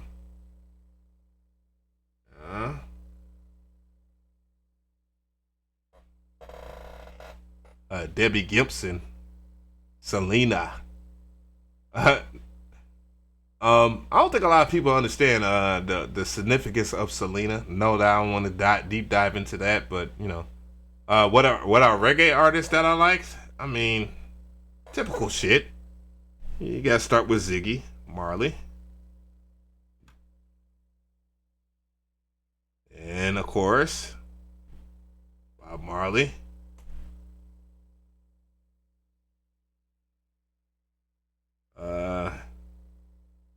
Got Buju Banton. I can't spell it. There we go. It spelled it for me because I've already listened to his music on here. Shaba. Shaba. Ranks. Mr. Loverman. Of course, I knew I spelled that wrong. Shaba. We already said Snow, so don't y'all fucking put it back in the chat. Mr. Informa. What was the old boy that had the song Mr. Boombastic? That song. I can't think of that damn dude, man. And then it turns out that he was just like an American American black man appropriating Jamaicans.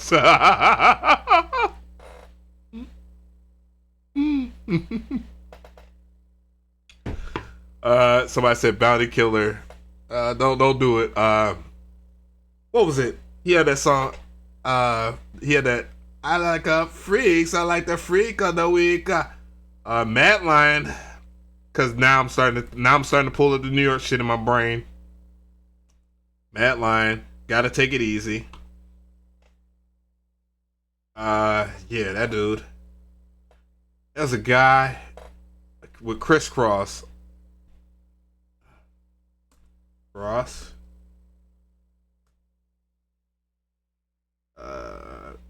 Be alright. And he'll have his name in there. I can't think of it. Damn it. Did he not get credit? Super Cat. There it goes. Super Cat. And of course, Sean Paul and all that stuff. That's just like popular people that everybody would know. Vibe Cartel. Vibe Cartel. Vibe Cartel. Something I spelled it wrong. It's supposed to be VYBE. Vibe Cartel. Yeah, Vibes Cartel. Vibes Cartel had his situation not be like it was, he probably would have been really huge. He would have been really huge. Oh yeah, Little Vicious. I like him. He did it with Dougie Fresh. Dougie Fresh beatboxed that whole entire beat.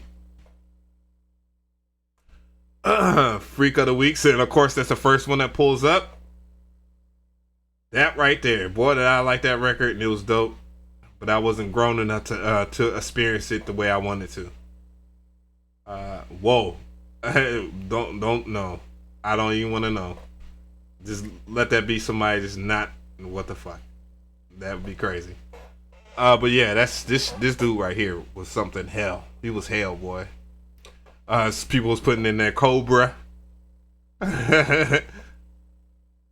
I would be surprised if like some of my family members from the island was in here. Other different artists, motherfucker, artists. Pardon my French.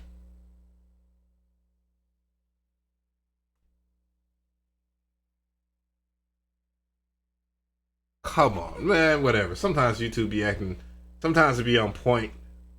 But that's good though, because if you can't find it on YouTube, that is something that will really work. Then there was a female that was really Pantra. That was really popular when I was growing up. No, that's Pantera. So I must have spelled it wrong.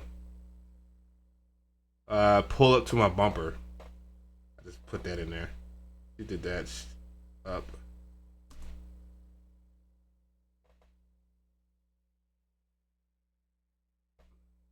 Yeah, Patra. So I spelled this like this.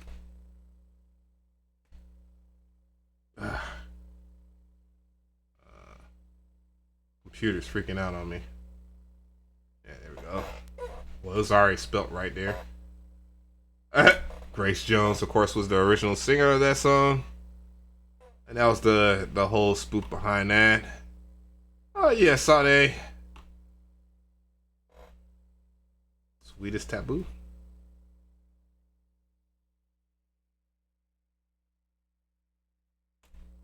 Now I think I got that wrong. I don't think that was her. Oh yeah, it was. I'm not wrong. So I didn't take music right. I bet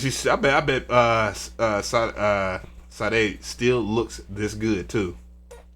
I'm a 90 years old. I'm still fine as shit. I'm like, goddamn, could you just get ugly a little bit? Somebody put Amber Rose. Well, Amber Rose is actually pretty huge. She's not huge over here, but over there, she's humongous. Sean Kingston. Well, Sean Kingston had his moments. All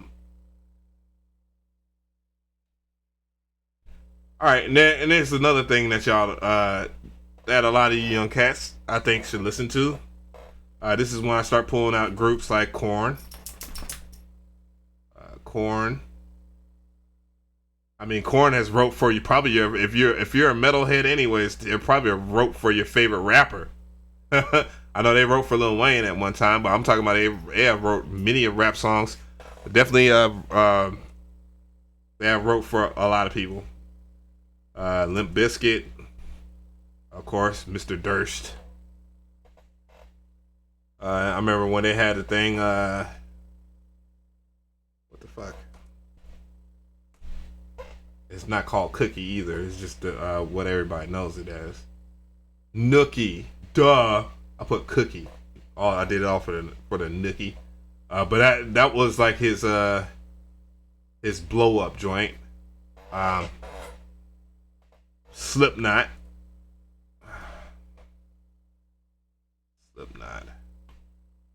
And I know a lot of people are gonna get mad when I say this shit right here about Slipknot. And I don't mean it in any disrespect, but I don't like any of their music except for their bootleg demo tape that got unreleased. That I think they ended up, since it was really popular, Well, Trent Reznor is the king of something else. Trent Reznor is transcended metal. He does what you call that. That's 9 Inch Nails we're talking about here. They do a little bit more for the culture than just metal or hard metal. But Slipknot, their demo album that they passed to get signed was their best album. And I hate to say it, of course, one of my older friends or whatnot, he was talking about, he's like, well, I kind of feel that way about the Beatles. The Beatles' best album was the album that wasn't released. That was their demo album. Come here. Hey, no reason why you should be by that door, Duran Duran. What's that got to do with metal? 9 Inch Nails, of course. I'm gonna have to point y'all in the. Well, with 9 Inch Nails, I think you should. Let me see. I wonder if did they remove everything from 9 Inch Nails off of YouTube? I recommend that you just listen to the whole album, their first album. Well, I keep on saying either Pink Hate Machine or Pretty Hate Machine. Pretty Hate Machine is what the name of it. What are you doing? If it's still on here in its essence, you should. Yeah, it is. I would listen to that whole entire album the way it is. Of course, Sublime. Sublime was some weird beer. The Baja Men. Oh my God. The Baja Men had a relevant point to music. Who Let the Dogs Out is obviously a big song, but especially at sporting events. But that was during a weird time of music. The 90s was weird. Like, you can have a hit record and not just be anybody that's gonna have massive influence or whatever. But they actually end up doing their thing. System of the Down, of course, yeah.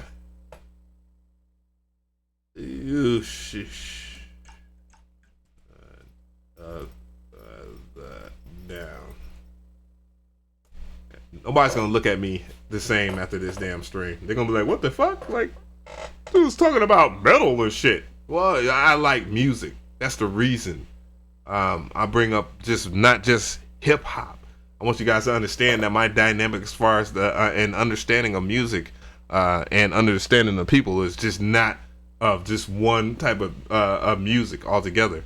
It's just like if you look at somebody like Skrillex. I wonder what albums they're gonna pull up. They usually pull up their recent whatever. But if you look at somebody like Skrillex obviously doesn't look like a dubstep guy per se, but by definition he is a dubstep head. But he, if you really understand the dynamics behind Skrillex, he was in a metal band. He was in a metal band, so therefore his what he brought from there translated into the whole digital world. You seen the Baja Men open up for Outkast? Wow. That must have been a hell of a damn show. Kill Switch Engage.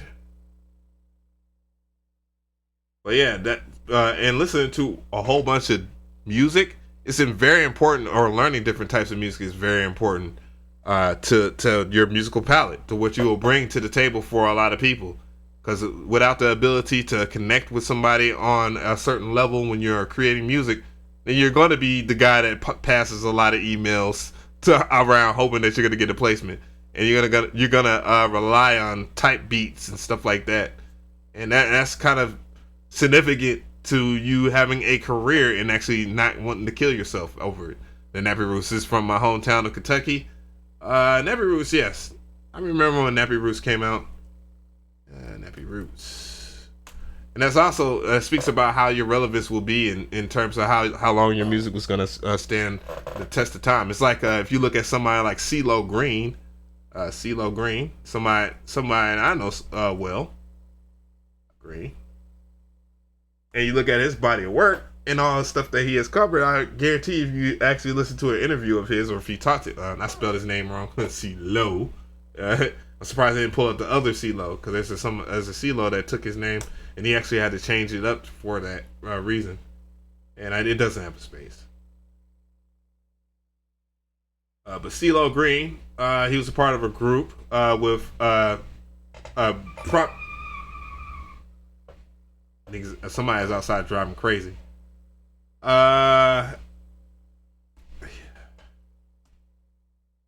Didmouse? Was it? Yeah, he was part of a group with DJ Didmouse.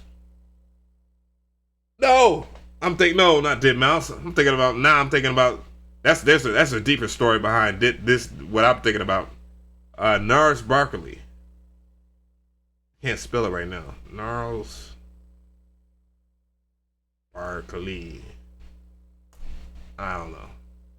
Sometimes yeah, of course I spelled it wrong. Cause why not? But your musical palette is telling of how you would be able to reinvent yourself as well if something don't work out. Because not everybody's gonna sit here and be able to push the whole same happy slap butt trap beats. And Danger Mouse, there it goes. I knew it was something.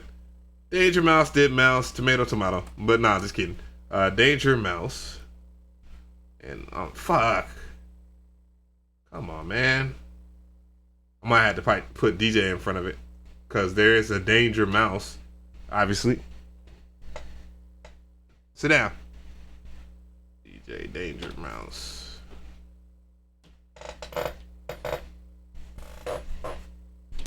The Great album. I remember when that came out, and that was like humongous. And he got famous for it, you know? And if we was to look up Danger Mouse, let's find out where he's from. And that was just from him just pulling some crazy shit out of his ass. But it was crazy shit that other people wouldn't have thought of. Because people always say, you know, I'm from blah, blah, blah. No. Well, oh yeah, he's from New York. Okay. Bad one. Come on, hell no. Speaking of somebody, Craig, I just thought about a name, Craig David. This guy right here. That guy, remember him? Craig David? I mean, he came out swinging. Who else? When you have, damn, I was just thinking of, now let's talk about some Canadians here. I definitely want to show, not Drake, but, I mean, Drake is good and all that, but, there's a guy right here, K-Tronada. He's pretty famous now. I remember a couple of years ago, like when he really started popping, people could not figure him out. And so, and to me, and to this very day, a lot of people, when I tune into a lot of tutorials and stuff, I see that a lot of people don't know what they're talking about when it comes to K-Tronada's music. When I approach certain standpoints with music or whatnot, I'm going to talk about K-Tronada. I will actually talk about him in detail, and I'm probably going to do it on the MPC first. I might even just fuck around and do it in FL Studio just to show all you FL guys how quick and easy it is easy it is to break down a record and stuff like that. I mean, it's not bad, but these are guys open up. He's a Canadian. There's actually a lot of Canadians I can't think of right now off the top of my head. If I talk about K-Tronada, here's another Canadian right here that I think is very, very relevant to hip-hop altogether, and that is this guy right here. Not biased or anything, not saying that I actually rocks with him altogether or anything like that, but A-Trax.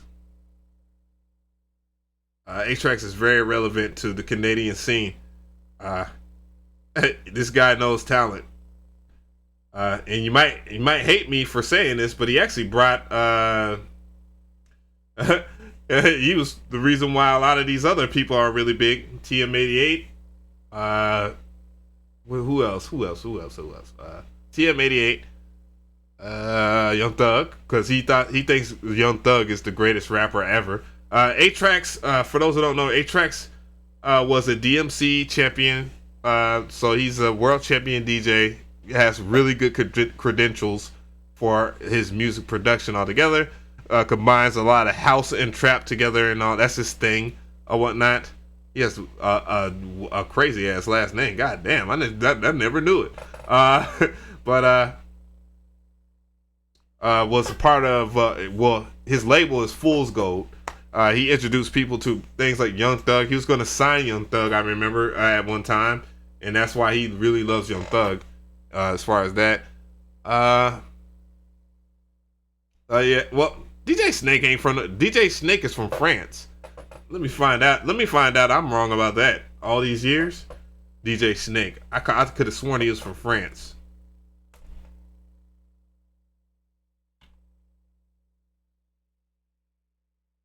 Let me find out I'm wrong. After all these years. Fellow French musician, better known French DJ. and y'all wonder why Cash Money AP is so large. Well, it's the you gotta thank DJ Snake for that. DJ Snake is really DJ Snake is really talented.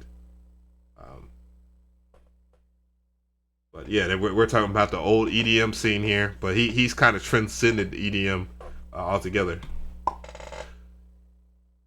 There's two DJ Snakes.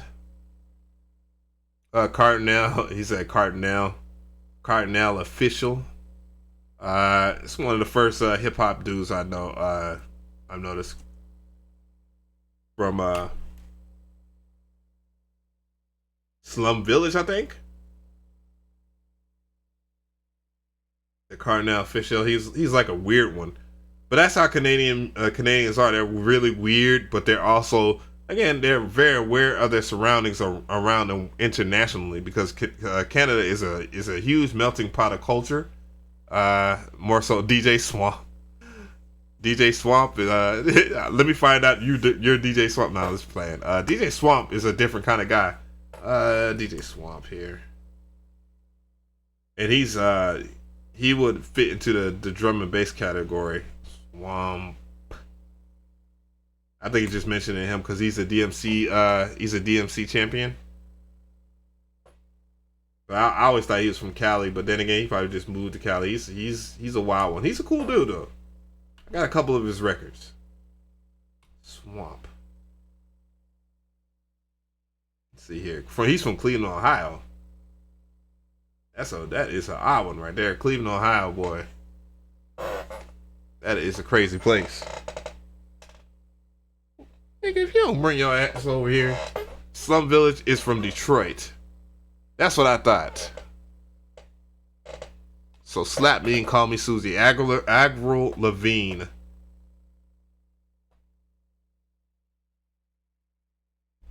You know, it's crazy. All the music Avril Lavigne has put out, all the hits that she has, and it's no disrespect to her or anything like that, but you wouldn't expect somebody like me to really listen to it, except for like Complicated. It's like one song. She had a weird ass career. She was really weird. It was really weird.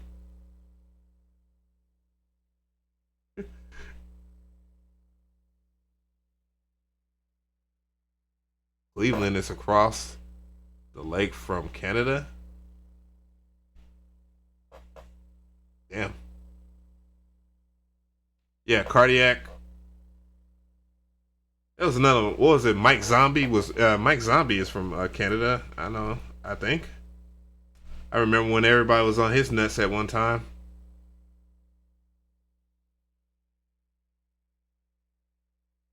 Damn, he just gave up on his damn YouTube channel. He was like, fuck it. You know what? This is too difficult. What am I gonna do? Just put out beats? That's what a lot of music producers. No, it says American producer. You might be from Jersey or something like that. I can't remember. I remember Mike Zombie. Of course, he did that. He had that joint with Drake. That's what blew him up. Started from the bottom. Oh, that's funny. There's a lot of not European, but Canadian producers that really destroy shit. Rob Zombie, Swollen Members. Mike Zombie's from Jersey, though. I was about to say, I'm like, Mike Zombie? Like, what are you talking about? Like, his music is cool, but I think his films are very underrated. Oh no, not Mike Zombie. I'm thinking about White Zombie. I'm thinking about White Zombie. This is how you know I'm tired. That's why I'm gonna just just quit. Just quit. White Zombie. This guy right here. All right.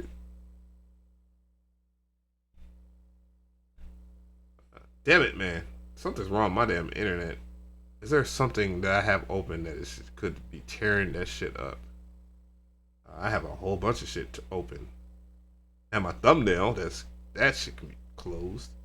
That's just taking up a lot of resources for no reason. Let's see here. Rob Zombie. Marco Polo is probably the dopest producer from Canada. I don't know. I probably say like A-Tracks or K Tronada. Marco Polo is dope though. Just like Detroit is across the lake from Canada. Yeah. So that makes sense about me talking about Slum Village and Canada. I always thought that for some reason as a kid. Rob, the Viking Kid on Drum Broker is great.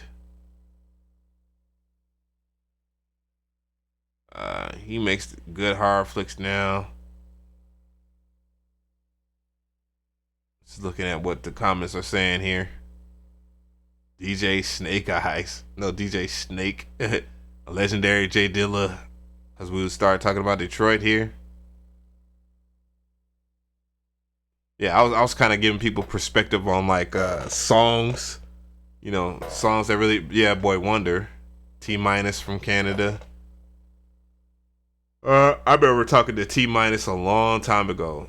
It was about collabing with him or something like that. But I think the reality of that situation is, let me go ahead and just tell y'all about this. I'm gonna close it out on this right here. Talking about Drake, OVO, and some of the producers that was a part of OVO. At a certain time, there was different websites. Of course, you know, you had SoundClick, and then you also had what I was on at a certain time was rockbattle.com, which has put out a lot, which a lot of producers have came from there and either got Grammy nominated or won a Grammy or end up being multi-platinum producers. I mean, you know, you can find them. I'm not saying a dime a dozen, but there's a lot of talent on that website for the time being. That's why I found out. I mean, no surprise of how spicy MG the Future is, that he actually was on Rock Battle at one time or nah. But yeah, I was on Rock Battle at the same time that a lot of other producers was on Rock Battle. One of the producers, when he was on there earlier, his name is Serm Styles. I believe Serm Styles is from Germany. I actually did a biography on him. I used to like doing when I was like, man, you know what? My career is dead. That's before I found myself again. That's why when people British singer songwriter, what? But yeah, he was on here at rockbattle.com at one time. Oh, there it goes right there. That's my documentary I did on Surf Styles. He's actually a good friend of mine, by the way. You know, he did some huge records. Damn, that shit only got like 1,000 views. Damn. Whew, boy, that was a fight. Y'all don't understand how much of a fight it is to get to where you're at on YouTube. But hell, I was happy with that video. But Surf Styles or whatever was on Rap Battle. He battled a person. Damn, I didn't know he was 32 years old. Or is he? That's cap. That's gotta be cap. But he had battled Rock Wilder, the multi-platinum music producer, Grammy winning music producer. He dropped the beat on there, smashed him, and then they tried to delete it. But that's before they could. They didn't understand on rapbattle.com that when they delete this stuff or whatever, test battle, what they called it, that the cache in cache of the memory on Google search, it will still be there if you go to cache memory or whatever. So everybody screen printed it, put it out. He quit the site or whatever. And then he ends up meeting a good friend of mine over there at Slip and Slide by the name of Vaccine and put him on. But long story short, a lot of those guys actually were on SoundClick and RockBattle.com at the time. Some, they had their stint on there where they was talking shit like Canadians were better than the American artists, American producers and stuff like that. And, it didn't really pan out very well, those type of battles. So the first the BBC orchestra, now you smashing producers, bro. So long story short or whatever, they got moved on to their own ways or whatever. And then we started hearing his name. We all moved on to like PMP Worldwide, which was like a really, really popping website.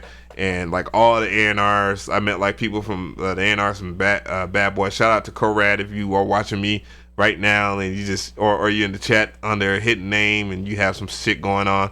I'm pretty sure you just done with the industry altogether in 2020. But Lenny S was on there, of course. There's a lot of A&Rs that was on there or whatever. But of course I was tied in with Slip and Slide at the time while going in on there. So Boy Wonder or whatever used to be on there popping his shit and all this shit. Then all of a sudden, a person that had a lot of influence on a lot of producers, and she kind of uses this positivity thing as like some leverage to getting people to pay for producers to pay for like reviews of their beats and stuff like that. Like she's making hella money off doing all this by the name of Sarah J. And by the way, she says no free beats when y'all are paying to send her beats for free.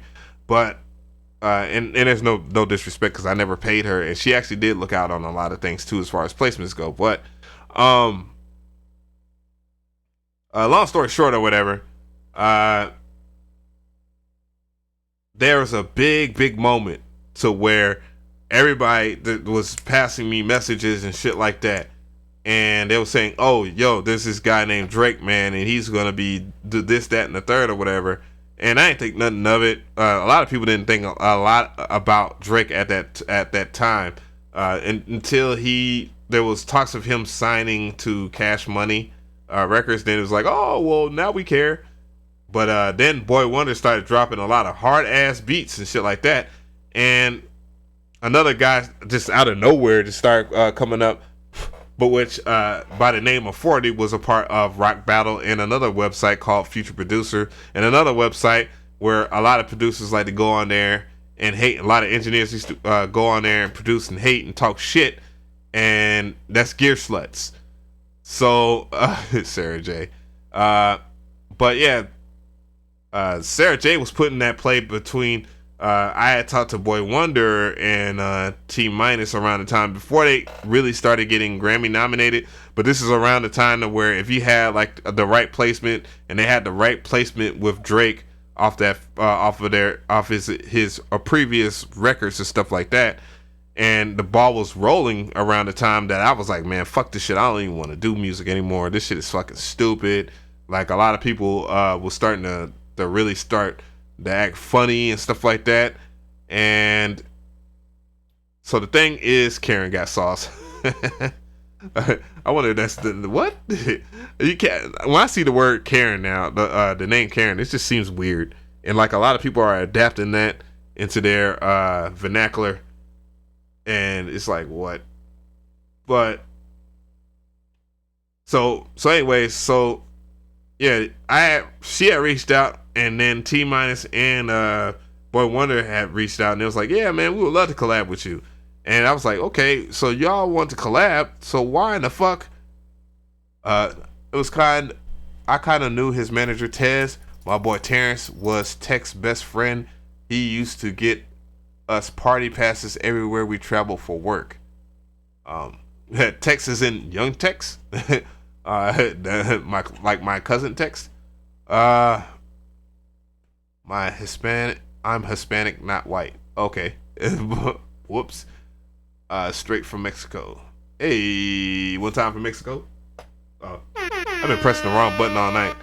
But the funny thing about that situation was funniest part about that situation is like, okay, yeah, like T Minus is talking or whatever, and I'm talking to Boy Wonder about, you know, doing collaborations. So long story short, I don't hear from them again. You know, I sent them some stuff, and I sent them some FLPs or whatever for them to work on. This is not going to get as deep and as dark and dirty as y'all think. It wasn't really them stealing my FLPs, but I asked them, I was like, man, what's up, man? I thought we was going to collab.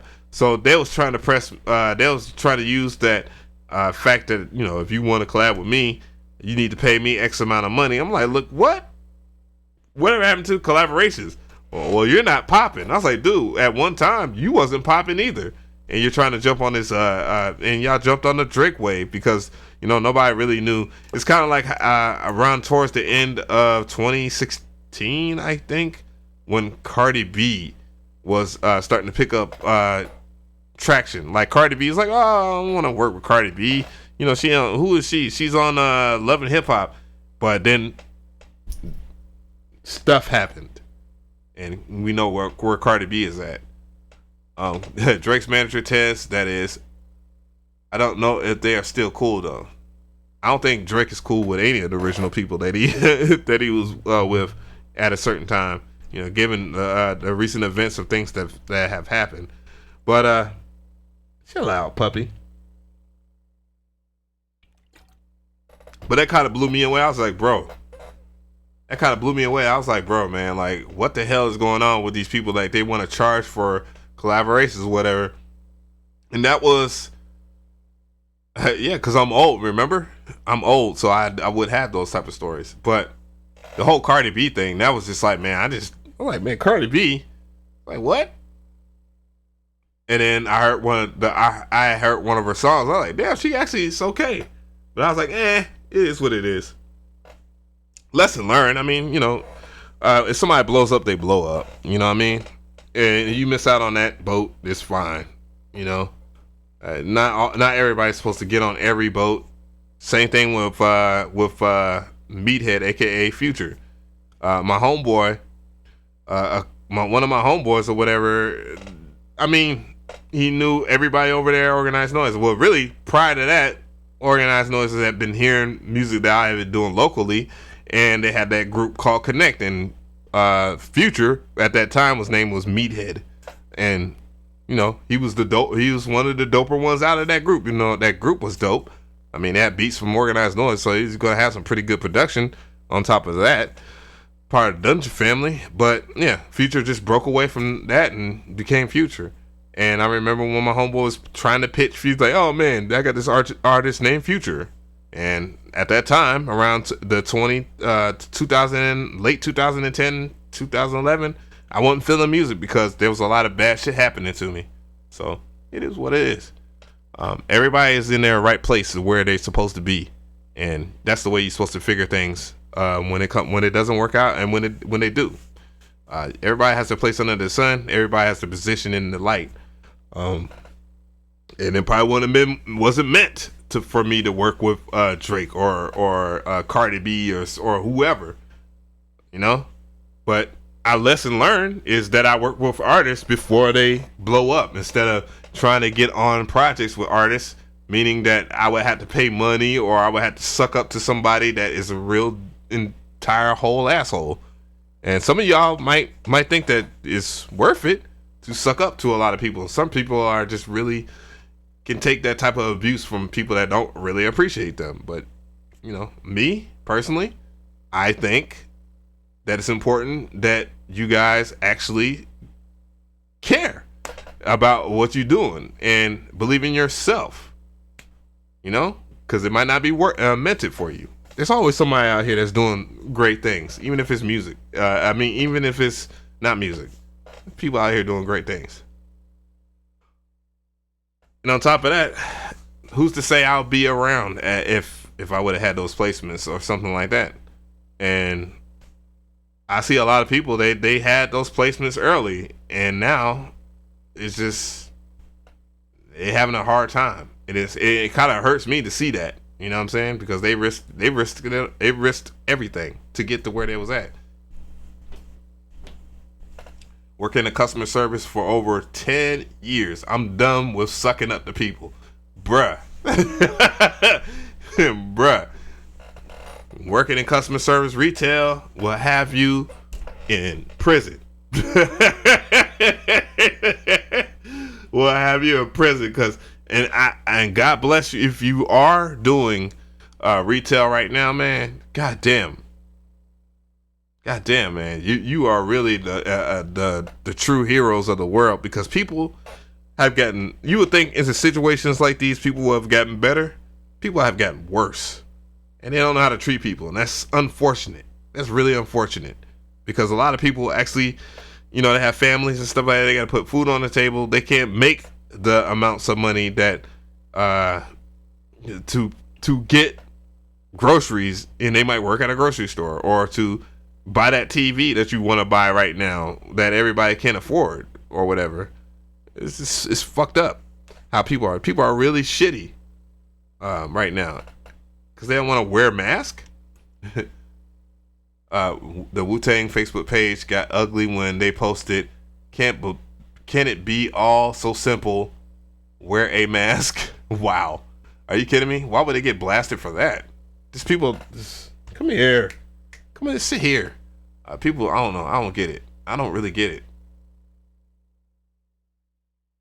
What you say to me, white lady? You want your cash back? What? The fuck? That must be a meme.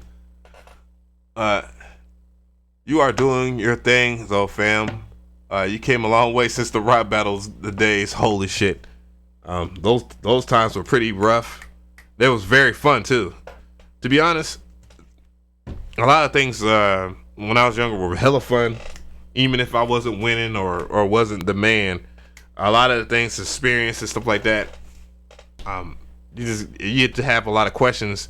And if you're around somebody that definitely has that type of experience, don't be afraid to ask. There's certain people that I know that didn't have any platinum plaques at all, but I learned more from them than I have from people that actually had the ball rolling. And it's probably because they have more time to teach, but at the same time, it's just certain people are special in different ways, and that's where most people would be at. Come here, should feel. You know what I'm saying?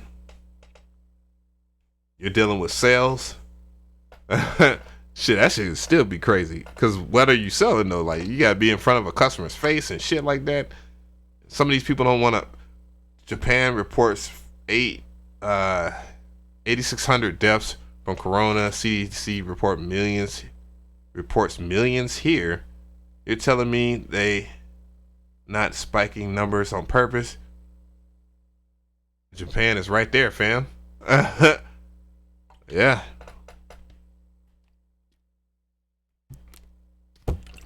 Shit is crazy. Shit is really crazy. Goddamn, people on Twitter just killing me. It's just killing me for whatever reason. They still mad at me. Whatever, I don't care. Yeah, I learned a lot from those forums and stuff, and the battles were fun as fuck. Yeah, that was fun. I remember being so pissed all the time. I used to be for real hurt off of a website, and I used to be for real gassed about my beat sales and stuff like that, especially when I got close to 1,000 beat sales on rapbattle.com. And then I had Japan has flattened the curve and early because they already wear a mask. That's what I would want to believe. Well, I don't know. I just find it funny, like when I go into places like Guitar Center or Guitar Center or Sam Ash or something like that, and people walk in blatantly without any mask, and they see that, and I'm like, bro, you sat there and read the whole entire thing. Why are you walking around without no mask? Like, fuck it. People are going to die, and they're gonna die and wonder why. Because they're hard-headed. People are so fucking hard-headed. Yeah. The Japanese have always worn masks, like out of courtesy. If they feel sick, woozy, or whatever, they always wear masks and stuff like that. They always been on that wave. The CDC not about to report shit anymore.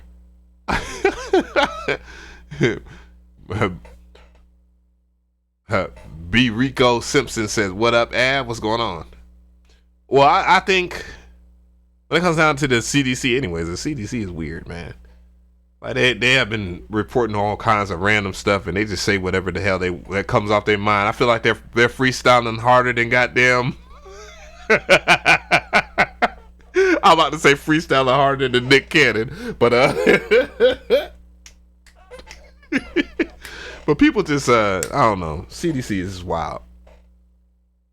I don't know, man. I just think they're funny. They wore a mask because of pollution since the 60s. The pollution that we caused.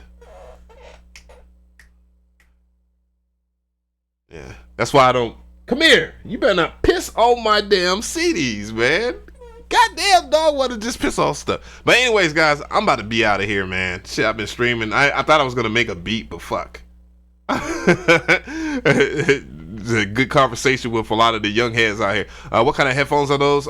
These are Bear Dynamic DT77s. I see your ass over here trying to piss on my damn shit. These are Bear Dynamic DT770s. See. Your mama ain't here, fool. Stop focusing on my hand. Let's see. There we go. Of course, they're worn out. They're worn out as far as the. By now, the data is going to the Trump administration first. They're definitely going to be like seed numbers aren't there anymore. Oh shit, I'm late. What up, Ab? What's going on? What's going on? But yeah. Oh man, shit. That shit's going against their whole the whole agenda, because see, the reason why I think numbers are being inflated anyways, and I'm just gonna leave y'all with a thought on here, because obviously that goes against the Trump administration for the numbers to be high. But guess what?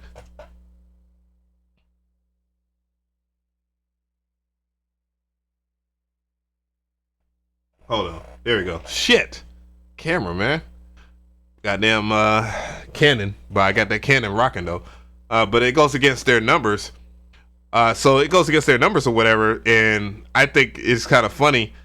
But obviously the people that are getting paid are the hospitals. So if the hospitals are getting paid like X amount of money extra to find out if people got coronavirus, then why would they not inflate those numbers, right? If they're getting paid, like, because I heard the rumors were that they get paid $30K per person that has the coronavirus. Shit, bruh. And the medical industry is already greedy as it is. You know how many different things they have cures for, but they don't release it publicly because it's they get paid more for people coming back, right? So they're a greedy industry altogether that don't want to pay certain people. So you have that going on, and then there are people that actually are going and like somebody I know recently, they died, right? They died of a heart attack. But when they got to the hospital or whatever, they said they had the coronavirus. So the family end up going and doing an autopsy or whatever, doing a retest and whatnot, and finds out that he did not have the coronavirus. And I'm like, bro, we already know that he died from a heart attack. Like, that's ridiculous, right? So they got more money. They got more money for saying that, but they're misdiagnosing somebody for that shit. You know how detrimental that is to so many different families in this time period where they feel like they already are isolated, they can't do anything, all that shit. That's why you have a lot of damn riots and shit. Everybody was mad. Shit, some people was like, man, fuck this shit. I don't even give a damn about no Black Lives Matter, but I'll just go out there to tear some shit up. Like, that's why you have so much pushback. But anyways, I'm not trying to get to the politics and stuff like that. That's for anybody to play with. I'm not a Democrat or a Republican, by the way, if you're wondering. I see past a lot of that bullshit. But anyways, God bless y'all. Y'all have a good night. Yes, the Astro microphone, it is really dope. Yeah, really goodbye. Peace. I gotta stop my stream this way now.